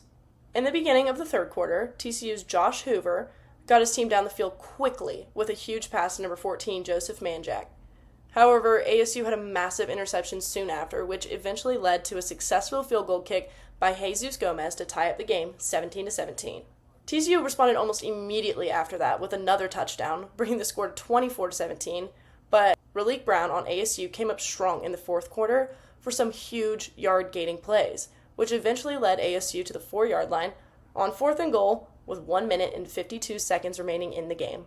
This is where Levitt came up huge and threw a dime to Tyson for another Sun Devil touchdown. ASU didn't let the Horned Frogs get far in their drive before sacking Hoover and forcing a fumble that gave ASU possession again just seconds after they scored. To hopefully secure the game, Jesus Gomez scored another field goal to make the Sun Devils lead 27-24. When everyone thought there was still a chance from TCU, Martell Hughes sealed the deal with an interception from Hoover with only 44 seconds left in the game. What an incredible game to watch. Again, I'm Ava Lombatis with Varsity Sports Show, and I hope you enjoyed this recap of the ASU versus TCU football game last weekend. My name is Danny McDermott, and I'm reporting for the Varsity Sports Show. There's no better feeling than a shutout game on homecoming night, and that is exactly what the Canyon View Jaguars did this past Friday against Camelback Spartans, going for a victory 35-0. Both sides of the ball played fairly well, mostly for Canyon View, but I will say the Spartans did hold them down after the second half. But going back to that first half, Canyon View's QB, Brady Scott, threw 261 yards for 14 completed passes out of 20. He's actually ranked 38 in Arizona for total passing yards. So one of his more important plays that happened that game was in the first half, in the second quarter, where he threw a 32-yard touchdown to senior wide receiver Braden Catlin. Literally right after that, you have Jaguars cornerback Tavin Bayer running a 45-yard intercepted touchdown. That puts 28 points up on the board for a 28-point advantage for the Canyon View Jaguars. Defense was a huge part of Canyon View's game on Friday, with 8 total sacks, and 3 of those sacks coming from senior Jackson McCarthy, totaling 5.5 sacks this season. So by the start of the third quarter, again, they were up 28 points, but managed to score only 7 after the half, which was great defense by the Spartans. So it was an all-around great game by both sides of the ball. So now taking that energy and momentum into the next game, Canyon View ends up facing the undefeated Desert Edge this upcoming Friday for their first ever regional game this season. Reporting for Varsity Sports, I'm Danny McDermott. Hi everyone, this is Patrick Cohn with Varsity Sports Radio, bringing you the best that sports has to offer. I am so thrilled to be providing you guys with another video recap, and this week I'll be previewing the Arizona versus Oklahoma State football game, which will be happening this upcoming Saturday. Coming into this game, Arizona is considered a heavy favorite despite their devastating loss last week to Iowa State. They are considered the top favorite against a very troubling Oklahoma State team, which has struggled a lot this season. They are so far just 1-3 so far this season. Oklahoma State had a poor season last year in 2024, and their regular season woes continue here in 2025. It's going to be very interesting to see how Arizona rebounds from a very, very tough loss to Iowa State. Some of the big highlights for both teams include, for Arizona, quarterback Noah Fafita continues to dominate, continues to be a marvel and a phenomenon for the Arizona Wildcats offense, despite that tough loss to Iowa State. And for Oklahoma State, though, the troubles continue as they have allowed 35 points in total this entire season, and we're not even halfway through the season yet. So it's going to be very interesting to see how Arizona and Oklahoma State match up against one another. But Arizona is considered a very, very, very big favorite in this matchup. And so we'll see how both teams go about this game. But Arizona is expected to completely dominate Oklahoma State, and we'll see what happens. And I wish the best of luck to the Wildcats, me being from the University of Arizona. So thank you guys so much for listening to this video recap, and I will see you all next time. Thanks for listening.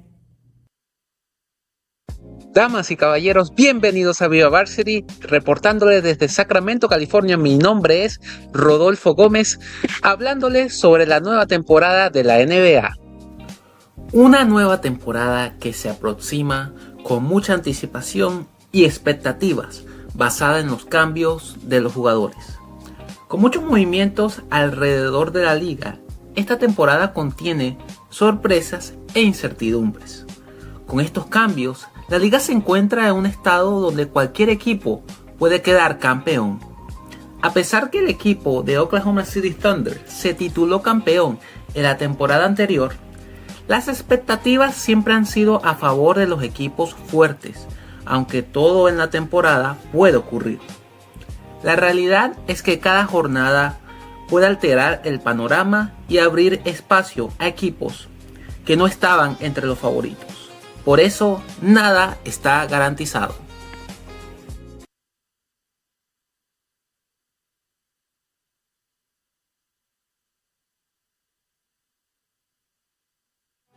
Hello folks, J.R. Lambright here, in the deepest heart of the Piney Woods.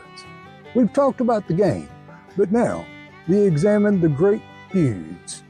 The weeks when neighbors turn to rivals and the contest becomes an almost existential battle. In East Texas, the annual football calendar provides a structure for social life. But during Rivalry Week, that dedication becomes something verging on a sacred devotion. These contests are far more than a sporting event. They stand as a cultural phenomenon, a defining way of life. We're talking about hyper-localized feuds, grudges where athletic success dictates the terms of local pride. Think of the Pinecone Bowl between Hemphill and West Sabine, or Kilgore and Henderson's Highway 259 shootout. For the smallest towns, this commitment carries a profound weight. Success is critical, not just for bragging rights, but for the preservation of a cherished covenant with the past. These games offer a validation of a community's identity, defining the social hierarchy for the next year. In this way, rivalries in high school football play their own part in the rhythm and fabric of the East Texas Piney Woods. Week 5 of the NFL season is upon us, which also means that there is more chaos upon us here in the NFL. My name is Jacob Nolde here for Varsity Sports Show, and today I'll be running through a quick 2 minutes of the Week 5 in the NFL and some of the key matchups you should be looking forward to come Sunday. Some of them feature 2 hot offenses, some feature 2 hot defenses. All matchups from the Sunday we'll be talking about here tonight. October is here, and so games start to mean a little more as the weather gets colder throughout the country, and boy oh boy do we have some meaningful games coming up this Sunday. We start our Sunday early across the pond with the Vikings taking on the Browns in a game where both teams are coming off losses but have the ability to really turn some heads with 2 good defense overall. Vikings are staying overseas following their Week 4 loss in Dublin to the Steelers. The Broncos are coming off a dominant win on Monday Night Football against the Bengals and will look to continue off of that win as they head into Philly to take on the defending Super Bowl champs in what should be a great game in all phases. Bo Nix has been having a great season so far and should be a huge matchup in the early window of games. The Commanders will travel to the West Coast, take on the Chargers, who are both coming off losses, and both teams look to bounce back and get themselves back into the win column in the early season in the late window. On Sunday night, we have an AFC East showdown between the Bills and Patriots. New England coming into this game off a dominant win against Carolina, but will be up for a much taller task against the undefeated Bills led by Josh Allen in upstate New York, and how will Drake May overcome Bills Mafia in a tough environment on primetime. We conclude Week 5 in Duval County as the Chiefs take on the Jaguars on Monday night, as both teams are coming off impressive wins and should be set up for 2 high-powered offenses going toe-to-toe on primetime. The Chiefs are in a pivotal game to getting back into the AFC West race as for the Jags. They are neck-to-neck with the Colts for the division, so look for both sides to come out with their best football come Monday night. Week 5 is set to be a good one, as I will be sitting down all the way beginning in Sunday morning as the Browns take on the Vikings in London, all the way towards Monday night as the Chiefs take on the Jaguars in Duval County. All matchups throughout the week should be amazing, and it's going to be something you're not going to want to miss. Once again, for Varsity Sports Show, I'm Jacob Nolde reporting. This is Riley Hartman reporting for Varsity Sports. It's been just over a year since the Coyotes played their final season here in Phoenix. They were the only NHL team to call Arizona their home and had been playing at Mullet Arena temporarily until building a more permanent rink, which never happened here in Arizona. Alex Marullo, the majority owner of the Arizona Coyotes, sold the team to the Utah Jazz owners, Ryan and Ashley Smith, for $1.2 billion, which was approved by the National Hockey League Board of Governors back in 2024. This deal promised that Arizona would get a new expansion team if they built a new arena within 5 years of the sale, which was facilitated through the NHL. The Coyotes have never had a stable home. They first started playing downtown Phoenix with the Suns and eventually moved to Glendale. When their lease was up in Glendale, they had to move to Mullet Arena, which is a significantly smaller venue for a professional team. They had hoped to build a new arena in Phoenix, but the land auction got delayed, so there was no guarantee that the Coyotes would have a new home. Merlo was adamant against selling the team, even though he's had numerous offers since buying it back in 2019. However, since the franchise did not want to be stuck playing in a smaller arena for another season, he had no choice but to sell the team to Utah. Despite losing the Coyotes, a new advisory panel with the goal of bringing the NHL back to Phoenix is looking for an ownership group and a viable arena site in the Valley to build. Maricopa County Chairman Thomas Gavin stated earlier this week that there's passion for hockey, passion for the NHL, and passion to return the NHL back to Arizona. But they're going to have to prove it. Last year, NHL Commissioner Gary Bettman gauged the league's interest in bringing hockey back to Arizona, and it looked good. While there's still many obstacles that the NHL has to get through before bringing this idea to life, those on the advisory board are optimistic for expansion and maybe even bringing the Coyotes back. Andrea Doan, chair of the advisory panel for pro hockey in Arizona, emphasized that the group is committing to exploring every avenue. This panel plans to meet regularly over the next year to map out a clear plan moving forward. While the timeline does remain uncertain, it's important to note that this plan is still in its very early steps, so the message is clear. Arizona is not ready to let professional hockey slip away for good. This is Riley Hartman reporting for Varsity Sports. The 2025 MLB playoffs are officially underway with a wide open field featuring the Philadelphia Phillies, Los Angeles Dodgers, and New York Yankees as all top contenders to win the World Series. You can't count out the number one seeds in the Milwaukee Brewers, Toronto Blue Jays, and Seattle Mariners, as they all have first round byes and are also viable options to win the World Series.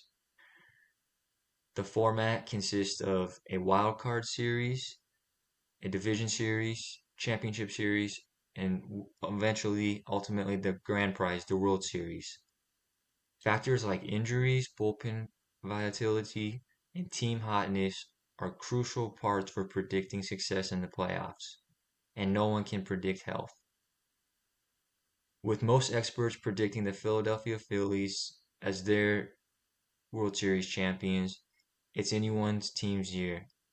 And as we've seen in previous years, it's not always about the team that has the most success in the regular season. It's about the team that can just get in and ride that momentum and success to a World Series championship. For the Varsity Sports Show, I'm Ryan Gaylord. Levitt rolls towards Tyson at the 40. ASU football wide receiver Jordan Tyson made history against TCU. The redshirt junior reached a collegiate milestone with 2,000 career receiving yards after his 57-yard touchdown against the Horned Frogs. Tyson started his collegiate career at the University of Colorado Boulder, where he finished his freshman season with 22 receptions for 470 yards and 2 touchdowns. He came to the desert the next season and was plagued with injuries, leading to his redshirting. The 2024-25 season saw Tyson's breakout.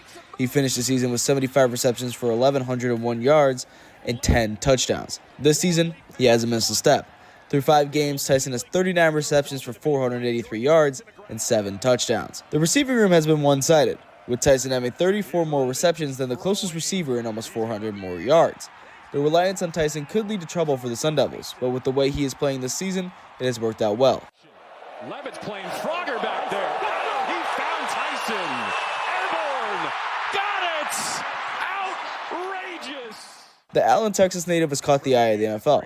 Numerous mock drafts have him going in the first round, and ESPN draft expert Mel Kiper Jr. ranks Tyson at the top of his wide receiver rankings for the 2026 draft. Tyson is on history watch for the single-season touchdown record. The record is 14 touchdowns set by Doug Allen in 1984. Tyson is halfway there through 5 games with 7. If he continues at this pace, Tyson will cement himself in ASU history. As the season goes on, all eyes will be on Tyson to break ASU records. He will continue to be a focal point in the Sun Devils offense, and the sky is the limit for this young pass catcher. For the Varsity Sports Show, I'm Niall Rosenberg.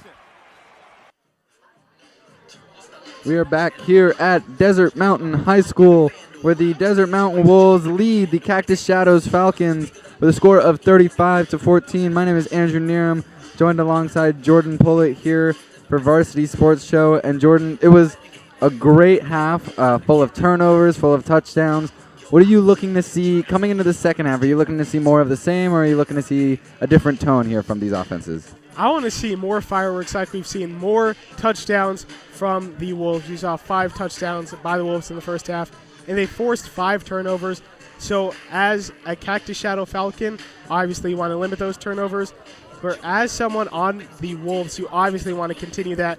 And if you saw it 5 in the first half, 2 were taken back due to penalty, this team really could have upwards of 6 to 8 turnovers at the end of this game. Now, for Desert Mountain, they've done a great job at distributing the wealth, but for Cactus Shadows, it's been a bit of a different story. Zach Spielman kind of been the main guy there throughout the first quarter. There was some catches from guys like Trey Peck and Alex Daphnis. Do you want to see more distributing of the wealth for the Falcons, or are you really looking to kind of hone in on Zach Spielman here? I would say get Spielman more involved. Although he had a few really big plays, I wouldn't say that he was necessarily the most involved Falcon in the first half. Other players probably had more targets, but he was just the one to come up with these big catches, especially in that second quarter there. But it's obviously great to always have everybody involved in the offense. Anything to limit 5 turnovers from the Falcons in the first half. So really, any change of game plan to limit turnovers, I would be in support of. Now, both teams obviously in the 5A Northeast region. I've talked about certain stats about the Desert Mountain Wolves and how they've been second. But for the Cactus Shadows Falcons, Donovan Dixon leads the 5A Northeast region and is 7th in all of Arizona for pass yards with 1,500. We haven't quite seen that production here tonight, but with a guy that's been so explosive offensively, do you think it's just a matter of time, or do you think the defense has been doing a really good job at containing him? I think it's just the defense that has been doing a great job. And if they continue to contain his legs and force him to make bad throws and make bad reads, they will continue to force turnovers all night. But really for Dixon, it's just getting easy completions, keeping the ball in his hands in the run game, making sure both him and whatever running backs are getting the ball don't fumble, and really just leading this offense in the second half. Definitely. So the Wolves are going to be receiving the second half kickoff. They kicked it away at the start of the game. Up 21, they had that late interception, or excuse me, that late fumble recovery to put them in great field position and poise themselves for a touchdown with under a minute left. They've been working really efficiently, and in the third and fourth quarter, I'm sure it'll be no different here for the Wolves. Absolutely. For the Wolves here, up 21, receiving the ball to start the second half. No big and costly mistakes and turnovers, and they should be able to walk out with this one pretty easily. But obviously, the Cactus Shadows Falcons, they know that, so they're going to try their hardest to make any type of big disruptive play on defense. So we'll see if that's what they can do here in the first regional game for both teams. At the start of regional play, usually with Arizona football, first 5 games are going to be non-regional, and then towards the later half of the season is when we get the regional games underway. And these are the games that matter most. It's like divisions in the NFL. It's like conferences in college football. How important are these regional games in setting you up for the playoffs and in the future? They're almost mini playoff previews because these are teams that you have real scouting reports on. They're teams that throughout your high school career, you've played them multiple times. You know what the intensity is going to be like. So just making sure that you do your scouting all week and you're mentally prepared for that game, and it seems like the Wolves have been doing that.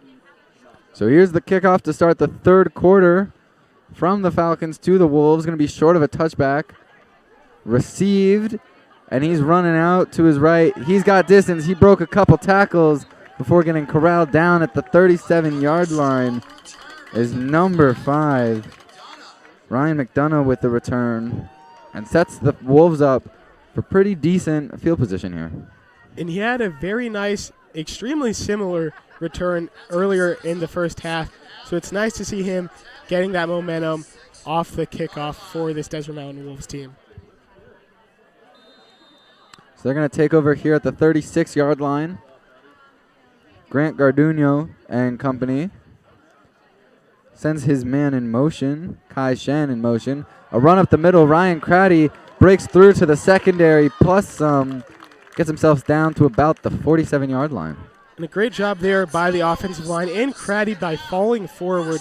He was hit pretty hard right at the sticks, but he was able to fall forward, roll over, one of the Falcons defenders and gained that first down on the first play from scrimmage this half.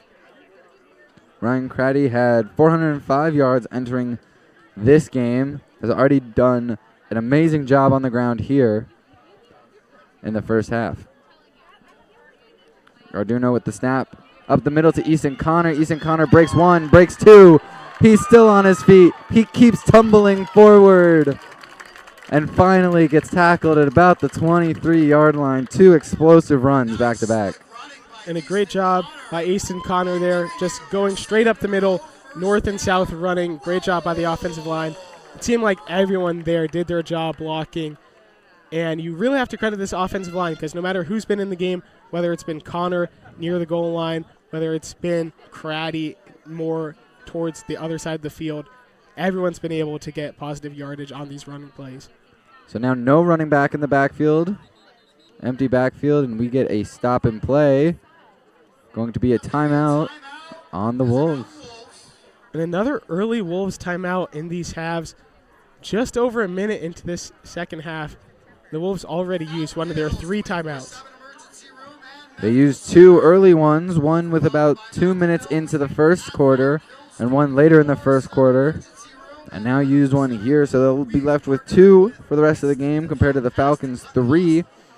And we talked about timeouts so much in the first half, but Cactus Shadows ended the half with all 3 of theirs, and the Falcons ended the half with their one that they were saving. Yeah, it is something that really it doesn't matter until it does, timeouts. They matter in the biggest moments of the game, 2-minute drills, last-second drives. But if Coach Hamilton is seeing something out there that he doesn't like, makes sense to call a timeout and try and get up what would be 28 points early in the second half. The 2 timeouts used in the first half were defensively, and both of them really benefited the Wolves. This one used offensively. And we'll see what Garduno does, sending his man in motion. Drops back to pass, fakes a pass, backpedaling, finds Easton Connor somehow as he falls to the floor. Connor's still going and gets tackled, but not before picking up the first down in a play that was well behind the line of scrimmage. And a great effort by Connor there.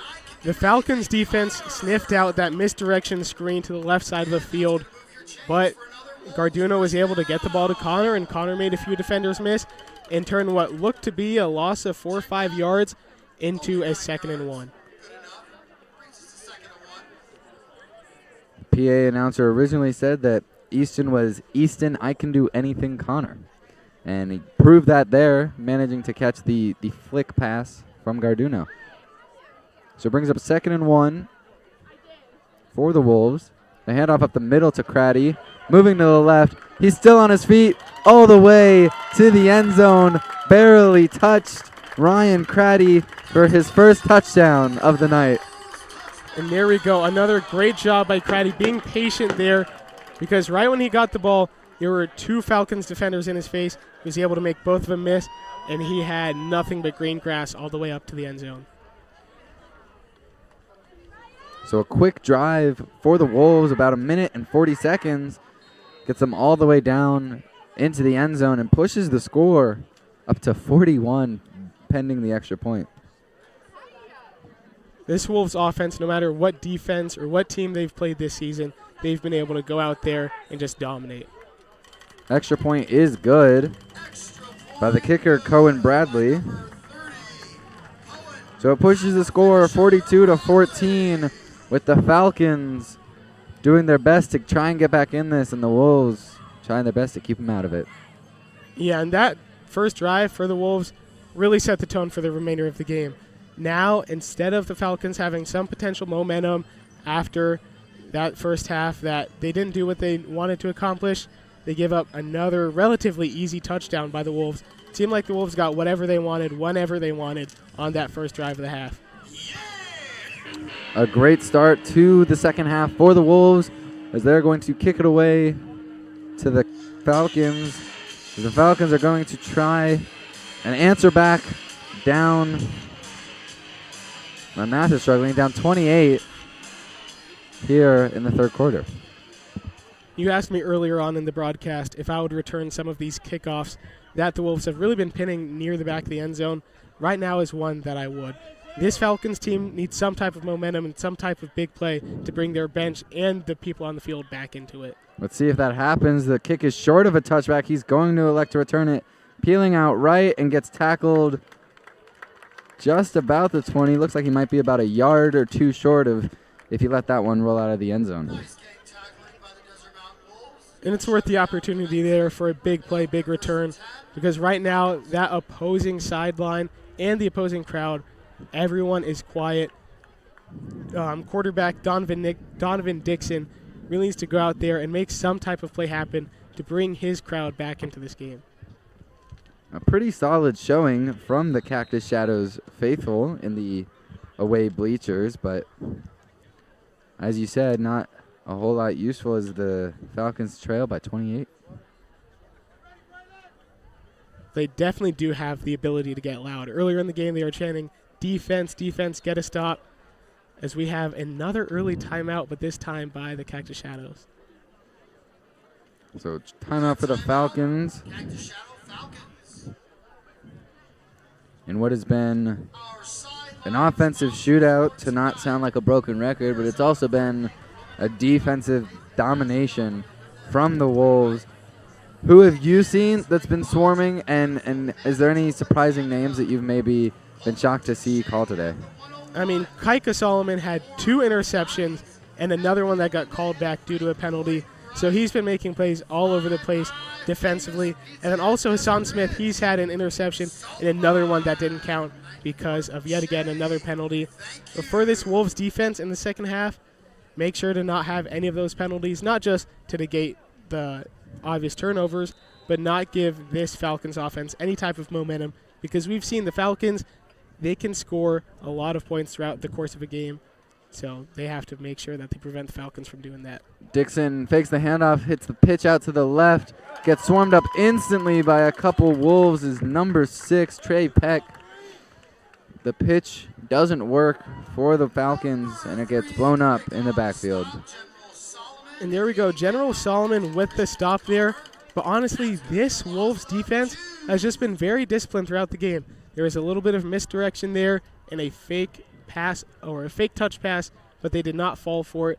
They were able to contain that play for a loss of 2. Really important as a defense to make sure you're following the ball and not a player, and that's what they've been doing. Dixon swarming in the backfield, able to get it off before getting hit. Finds his running back, a stiff arm, and a good positive yard for enough for a first down about the 36-yard line. That was a great play by the Falcons, but there we go. General Solomon, another potential touchdown-saving tackle there. If he wasn't able to make that tackle, I have to imagine that the Falcons run all the way to the end zone there. Colin Peters on the catch and run is their running back. As a running back, only averages 29 yards per game on the ground. Manages to get a decent pickup there through the air. Some movement as Dixon's going to fire it to the right. A little too far out of the grasp of Alex Daphnis. That's going to be ruled an incomplete pass and bring up second down. Sometimes those short passes to the tight ends can be the toughest ones for a quarterback to make, because the tight end has to turn around, catch it not only in front of him, but in stride to make sure that he can catch it and run forward and not just fall forward there. But a little bit of a inaccurate pass there from Dixon. So 2nd and 10 on the 36 for Donovan Dixon and the Falcons. Showing blitz, that's what they're going to do. They're going to send 5, trying to chase Dixon. He's going to peel out of the pocket. Running left, he's got room to run before. He's still not pushed out of bounds. Gets finally pushed out at about the 39-yard line in enemy territory. You talked about those explosive plays. One right there. Yeah, and Dixon there able to keep his composure in the pocket, and he knew when it was time to take off. The Wolves' defensive edge was not able to set the contain there. Dixon was able to just run basically straight through where his linemen were for a big gain. We talked about the Wolves as a run to the right by Alex Daphnis gets him about 5.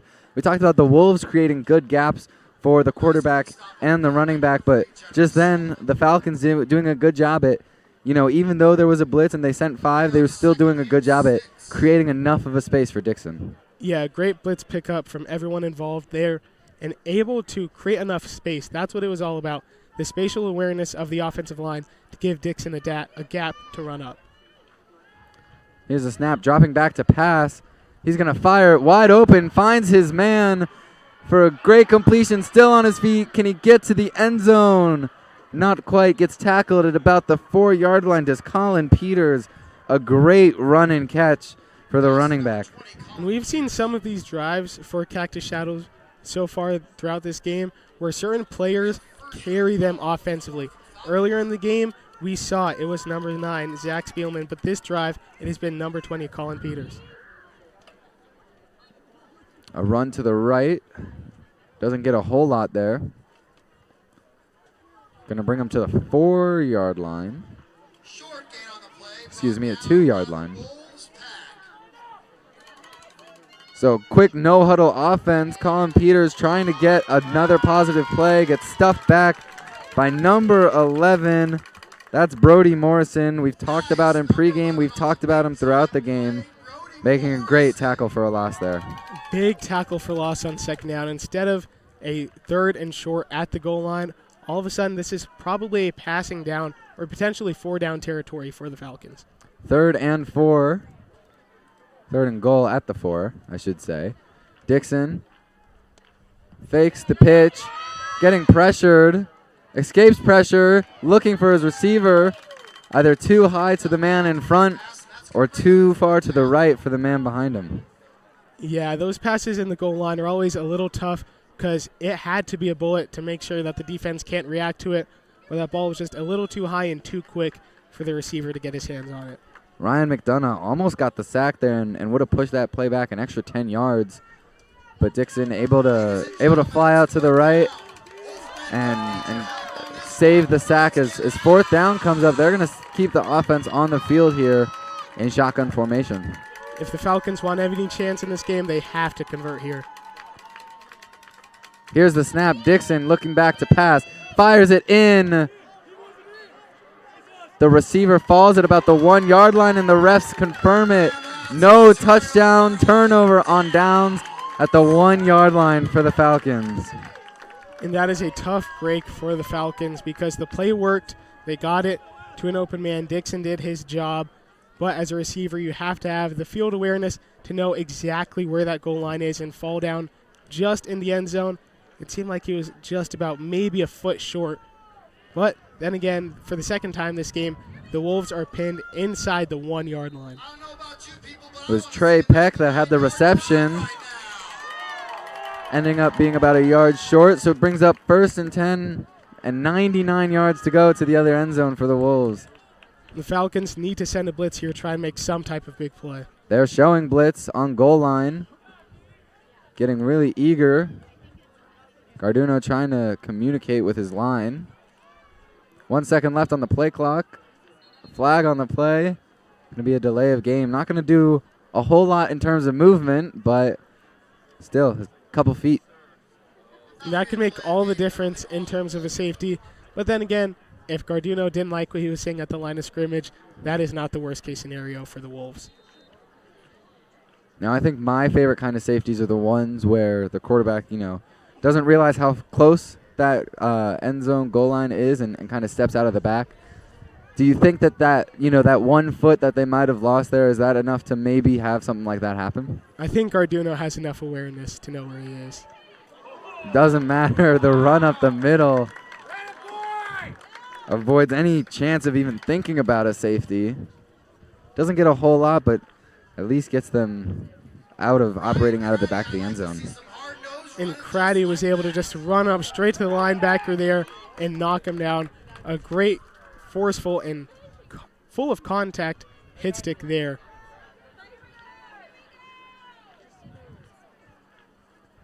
So here we go, 2nd and 5, the 5-yard line.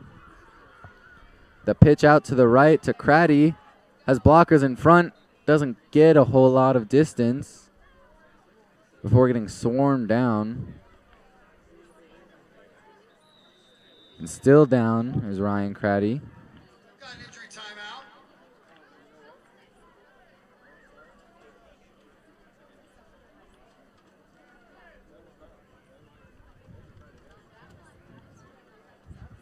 Only about a gain of 1 on the play. But currently Ryan Craddy down. For the time being, we're going to step aside for a quick commercial break here, and we'll be right back at Desert Mountain High School. APAC is your one-stop source for all your automotive and heavy-duty air conditioning parts, supplies, and equipment. They're family-owned and have been the Valley's go-to for all your auto AC needs since 1982. Whether it's for your everyday or vintage car, commercial, or off-road vehicle or equipment, APAC has you covered. Call APAC, AAPAK, the AC experts at 602-254-1116 and ask for the Varsity Special to get 10% off your purchase. Back here at Desert Mountain High School, Ryan Craddy helped to the sideline. The running back, after the big hit there, brings up 2nd and 5 at the, or 3rd and 4, excuse me, at the 5-yard line. Garduno hands it off, peeling out to the right, still on his feet and keeps going before being tumbled down. The 25-yard line is number 4, Ayam Mizan, for the Wolves. And before the play, I heard Coach Hamilton yelling at the sideline. I was trying to figure out what he was saying. He was telling his defense to get ready just in case the offense couldn't pick up the first down, but there is no need for all of that as Ayamazan picks it up pretty easily there. Some good ears. I wasn't able to hear that, but regardless, defense can rest for at least another 3 plays, hopefully. Plus some, as Garduno and Ian Mazan get the first down. Sends Mazan in motion, pitches it out to the left to Connor.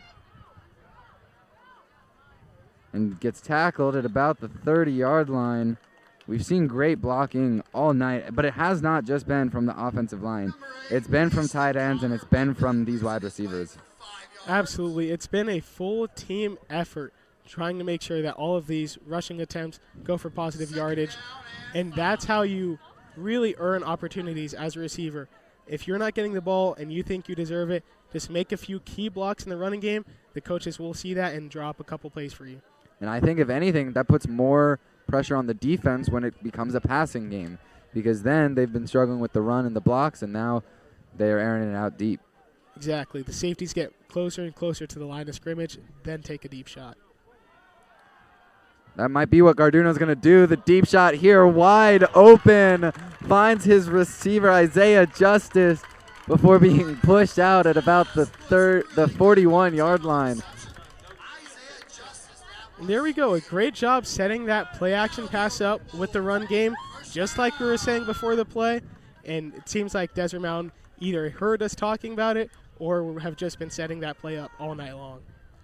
I don't want to say we called it or anything, but maybe it's just the hours of Madden that we've played that maybe called to us, being able to see a pattern here trending with the Wolves. Absolutely. The Madden hours, great contributions to my football IQ. They've helped me identify blitzes. They've helped me know what coverage they're in. It's been shockingly useful as Garduno up the middle to Connor again. Fights for yards, getting hit as he does, being tackled down at the 35. And what I love about Easton Connor, he never goes down at the first contact. He fought through about 4 Falcons defenders before fighting forward on the 5th defender there, gaining out about 5 yards. Just a great job of being physical, setting the tone, and making sure that the Wolves close this game out. A lot of times tacklers go for the ankles and try and trip up the running back or the receiver or whoever has the ball. Doesn't really work here with Easton Connor, able to fight through that contact like you said and stay up. Garduno faking the handoff, gets tipped in the air, falling on it just in case the refs rule it as a fumble. Max Wilson, the linebacker, falling on it just in case. That was a great job because it did seem like whoever Garduno was throwing it to, he had 2 options from my viewpoint, was going to definitely pick up that first down, but forcing a 3rd down and pretty manageable for the defense here, but it could be 4-down territory for the Wolves, so we'll see what the play calling is like here. 3rd and 5 on the 36-yard line. Garduno in I formation with a single back. Here's the snap. Hands it up to Easton Connor. Spin moves the first tackler before getting tripped up at the knees on the second tackler, but it's enough for a Wolves first down. And Easton Connor has been the main back this drive, and it did seem like that play was to set up a 4th and short, but Easton Connor makes the first guy miss, runs over another defender, and picks up the first down for the Wolves. He says we don't need a 4th down and short. We'll just get the first down on 3rd down. So that's what they do. 1st and 10 here on the 28-yard line with 2 minutes and 20 seconds left in the 3rd quarter. Sends his man in motion. The snap out to Easton Connor, pushing up the middle. Now we've seen a lot of runs this drive. You think that's an effort to just drain the clock here, being up 28? Absolutely. The clock has just been ticking this whole time. There's about 2 minutes left in this 3rd quarter. And if the Wolves can drain this clock all the way down to the 4th quarter by the time this drive is over, outside of big, just uncharacteristic mistakes from the Wolves, this game should be over if they're able to execute.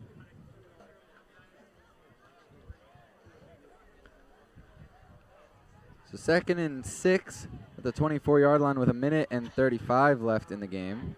Or excuse me, in the 3rd quarter. Garduno looking to pass. Finds his receiver wide open. Juke move all the way into the end zone. Isaiah Justice spreading the wealth once again. The 4th different person with a touchdown for the Wolves. And we saw that play multiple times this drive. That exact play action pass, roll out to the right side. Isaiah Justice has been able to get open on that crosser route all drive long. And there he is, scoring the touchdown, putting the Desert Mountain Wolves up 35 points. Want to correct myself. That's the 5th different person to have caught a touchdown. Evan Dowd has a touchdown. Ryan Craddy has 1. Easton Connor has 2. Kai Hasenjaeger has 2. And Isaiah Justice just then got his first of the night. Extra point is up and good. Pushes the lead to 35. Wolves lead 49. Falcons 14. And I do want to apologize there to the Desert Mountain kicker, number 30, Cohen Bradley, apologies, because I thought I put the curse on him. I gave the Wolves a 35-point lead when they were only up 34, 35 pending the PAT, but he has been curse-proof tonight. No matter what commentator curse we've tried to put on him, he has gone 7 for 7 from PATs. That reliability showing off tonight. Desert Mountain, the reliability of every single receiver showing off tonight, and running backs here, of course. It's not going to show up in the stat sheet, but credit to the offensive line for setting up both Garduno in the pass game and everyone in the running game as well. Doing some research going back to at least 2018, Desert Mountain leads these head-to-head battles 6-1. And the last time that Cactus Shadows won was back in 2019, where they beat Desert Mountain with a score of 34-10. But this has been a dominant head-to-head battle, at least, for Desert Mountain. That means there are some kids that went through their whole high school career without losing to Cactus Shadows for the Desert Mountain Wolves. And it looks like the Wolves are trying to continue that streak of people starting through their freshman year, throughout senior year, and never losing to the Falcons. Their current streak is 5 games, started in 2020, all the way through last year in 2024. Like you said, looking to make it potentially 6 and move it to 4-0 here at home against Cactus Shadows. Here's the throw, too high, trying to find his receiver, number 0. Kalen Conley, the intended receiver on the play. And that was a tough throw into double coverage there by Dixon. He put it high because, like I said, there was double coverage, 2 cornerbacks, 1 on each side, so he had to put it in a weird spot where only Conley could catch it. And unfortunately, it was just a bit too high. So that is going to bring up the end of the 3rd quarter. The Wolves tack on an extra touchdown to add to their sizable lead, and that makes it the Desert Mountain Wolves 49 and the Cactus Shadows Falcons 14, as we are going to send it to a break here at Desert Mountain High School.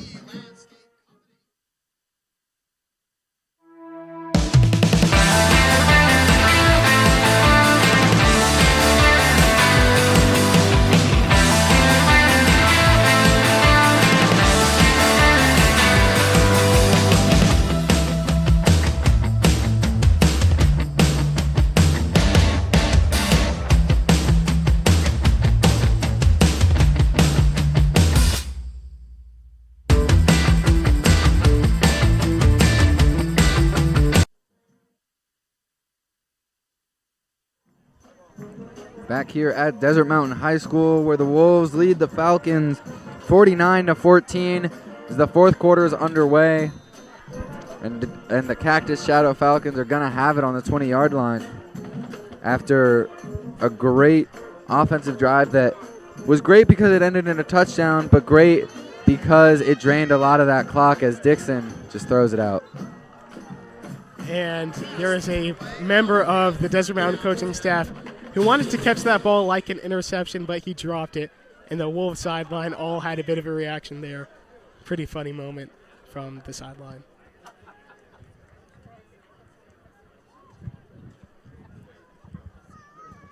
So 3rd and 10 here for the Falcons. And what has been a offensive struggle here, at least in the second half, trying to get any momentum under their belt. Yeah, and for Dixon, 5 turnovers this game. At this point, the goal is just to get some momentum heading into next week and still some confidence in your teammates. Penalty. Looks like it's going to be a false start on Cactus Shadows. And that's exactly what it is. It's going to push them back an extra 5 yards. You said, you want to at least try and build some momentum for next week. I don't want to put any bad onus on them next week versus Horizon, the 5-0 team of their region. Yeah, that is a big-time game. But you just have to try and end this game, show some promise offensively, build some confidence back in your receivers, your O-line, and your coaching staff. So Dixon, with a collapsing pocket, going to take it on his own. Gets corralled down by the 3rd tackler. Looks like that was number 99 on the play. Trying to find who number 99 is. Give me a sec. Defensive lineman Connor Ring, the 6-foot senior. So it brings up 4th down and 9 for Cactus Shadows. So a gain of 6 on the quarterback keeper. Didn't look to be a designed quarterback keeper, but one where he took the ball and ran regardless.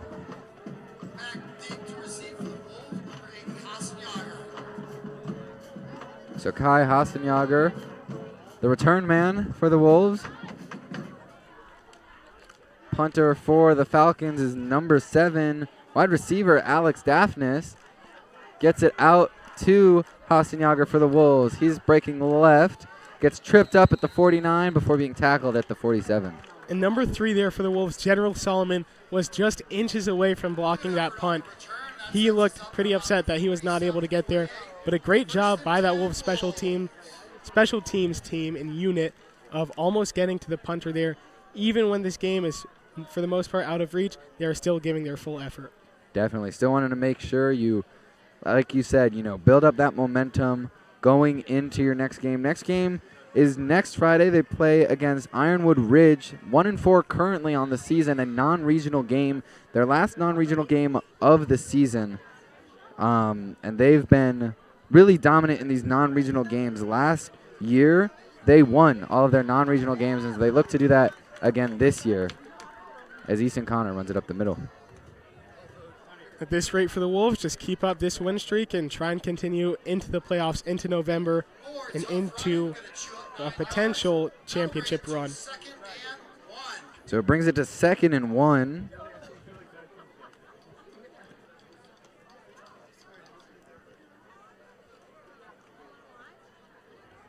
For the Wolves here, operating at the 38-yard line. Garduno, empty backfield. Every time I call empty backfield, they usually make a man in motion, but he's going to dump it out to his receiver out left. Number 19, Kai Shen, with a reception that didn't look to be a whole lot of yards, maybe 1 or 2.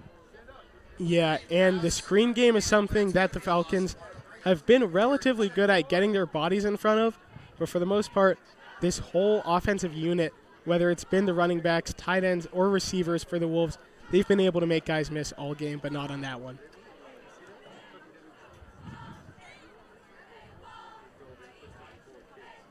So talking it over here on 3rd and 2 for the Wolves, up a whopping 35 with 7:30 left in this game, and what's been a great offensive showing and doing more of what they did their last drive, methodically getting down the field, using Easton Connor as he breaks up the middle, using guys like Connor and Craddy to kind of drain that clock, but still methodically getting these first downs.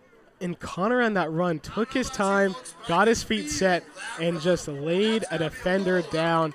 A textbook truck stick by Easton Connor there, potentially on his last carry of the night. Now, you mentioned at the top of the game that we haven't seen Grant Garduno playing a full game, but that's mostly because they've been up so much that he hasn't needed to play the full game. And you think we might see something like that here on our hands tonight? Absolutely. If they get the ball back after this drive, I could see backup quarterback Rocco Mata coming into this game. Last time I was here on Thursday Night Football, he came into the game, and the offense was still aggressive. He threw what must have been at least a 30-yard play-action passing touchdown. Yeah, I have it here, at least using Max Preps as my stats source. He only has 4 completions, but has 2 touchdowns. So Rocco Mata, not a terrible backup underneath Garduno. 61 yards on the season with 2 touchdowns. And if you're the Falcons, you just can't allow that to happen. At that point, it's pride and effort that has to come in the way. That if they're putting their backups in against your defense, that's when you need to get a stop, get some type of momentum heading into that next week matchup.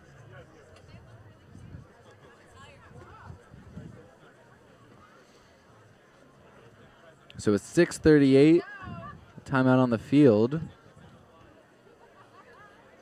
I believe from the Wolves, discussing things over.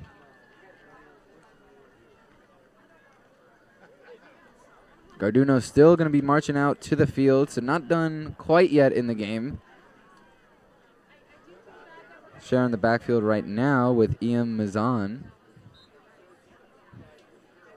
the wide receiver / running back. And there's the pitch to Mazan. Gets blown up pretty quickly.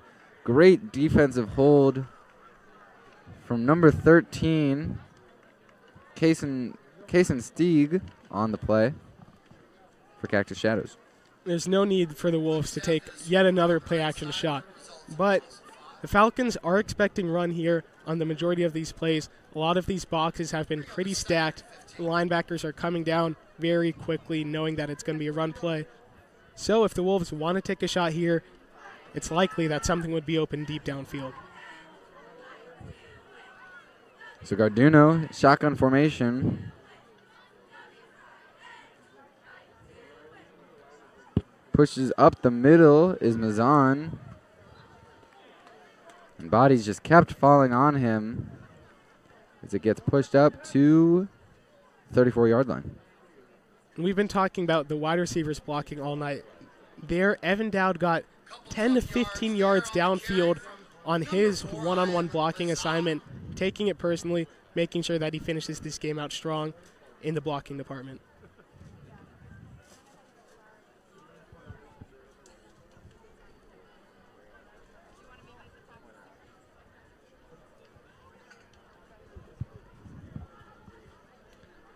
So Garduno, 3rd and 12, with about 4:50 left on the clock. He's going to pass. He's going to find his receiver. That is Evan Dowd. Already has 1 touchdown on the night. Gets the reception. Not enough for a first down, but moves him a little bit further. But Garduno and the offense, at least from what I'm seeing, staying on the field. Yeah, it doesn't look like the punt unit is coming out. If anything, you might want to test out your kicker here. See if you can trust him kicking from around 47 yards. It would be something nice to know in the playoffs if you can trust Cohen Bradley from 45-plus yards in a real game. But why not try to get an 8-yard pickup here? And that's what they're going to do. Garduno and Mazan sharing the backfield. Here's the snap. He's going to dump it off to Mazan. Mazan drops the pass. So that's going to be a turnover on downs for the Wolves. A rare turnover here, but one nonetheless with about 4 minutes left in this game. Yeah, and although it's not an interception or a fumble, that is a turnover on downs and a nice way potentially for this Falcons defense to end this game if the offense is able to take enough time off the clock or go out there and score and see if the Falcons defense can get one last stop in this game.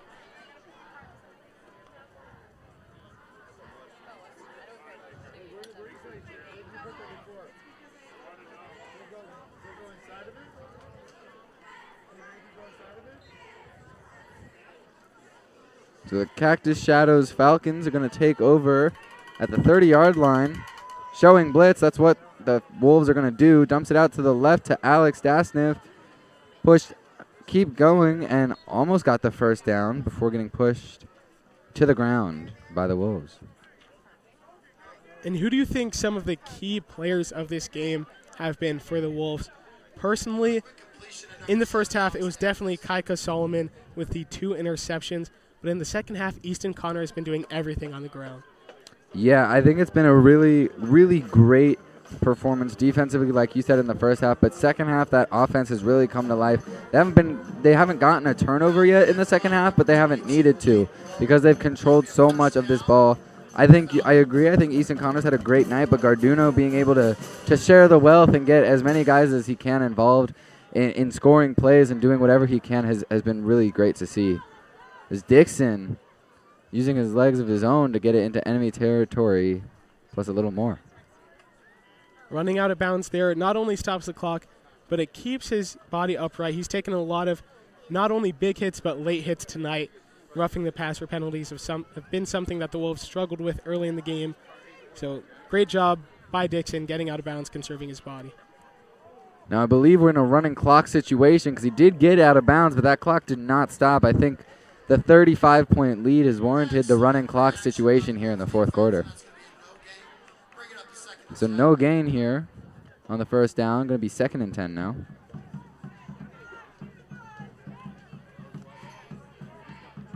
So if you had to pick between Garduno and Easton Connor, who would you say is your player of the game here? I guess I would say, Easton Connor really set the tone. 2 touchdowns in the first half. But Garduno has played a pretty much flawless game. No turnovers on his end. No really big mistakes that I can trace back and remember. So no wrong decision, but I think I'd go with the ground game and Easton Connor there. All right.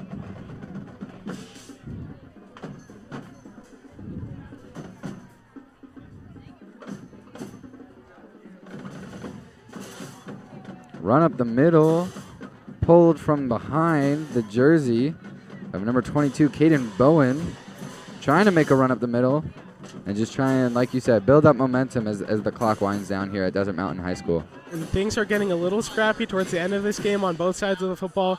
The last thing that any of these players want to do right now is get a penalty on sportsmanlike conduct or anything that can potentially keep them out of the next game.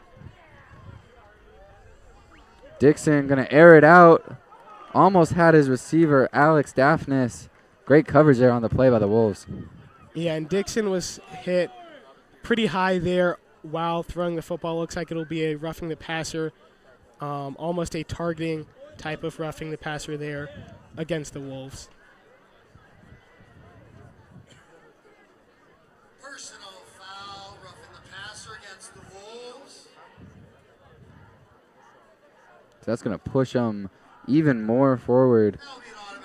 Do you think these roughing the passer penalties are a bit concerning going into next week's game, or do you think that's a thing that they'll just iron out in practice? That is something that can go away through discipline and through practice, but a bunch of the same penalty throughout the game is something that always raises your eyebrow going into big-time matchups later into the season.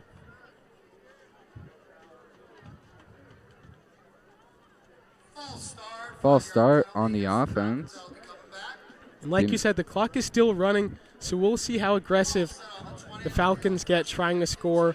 They might be able to run 2 plays here with 23 seconds of a running clock, but probably one last shot here before the game is over. So a team that averages 40 points a game, currently being held to 14 with 20 seconds left on the clock.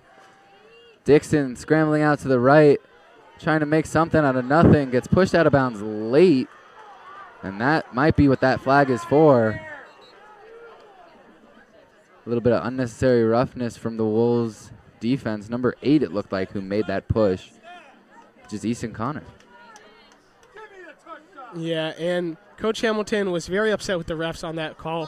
From our angle, we can't really see the exact sideline from where Dixon ran out, so I'm not sure if it was a late hit.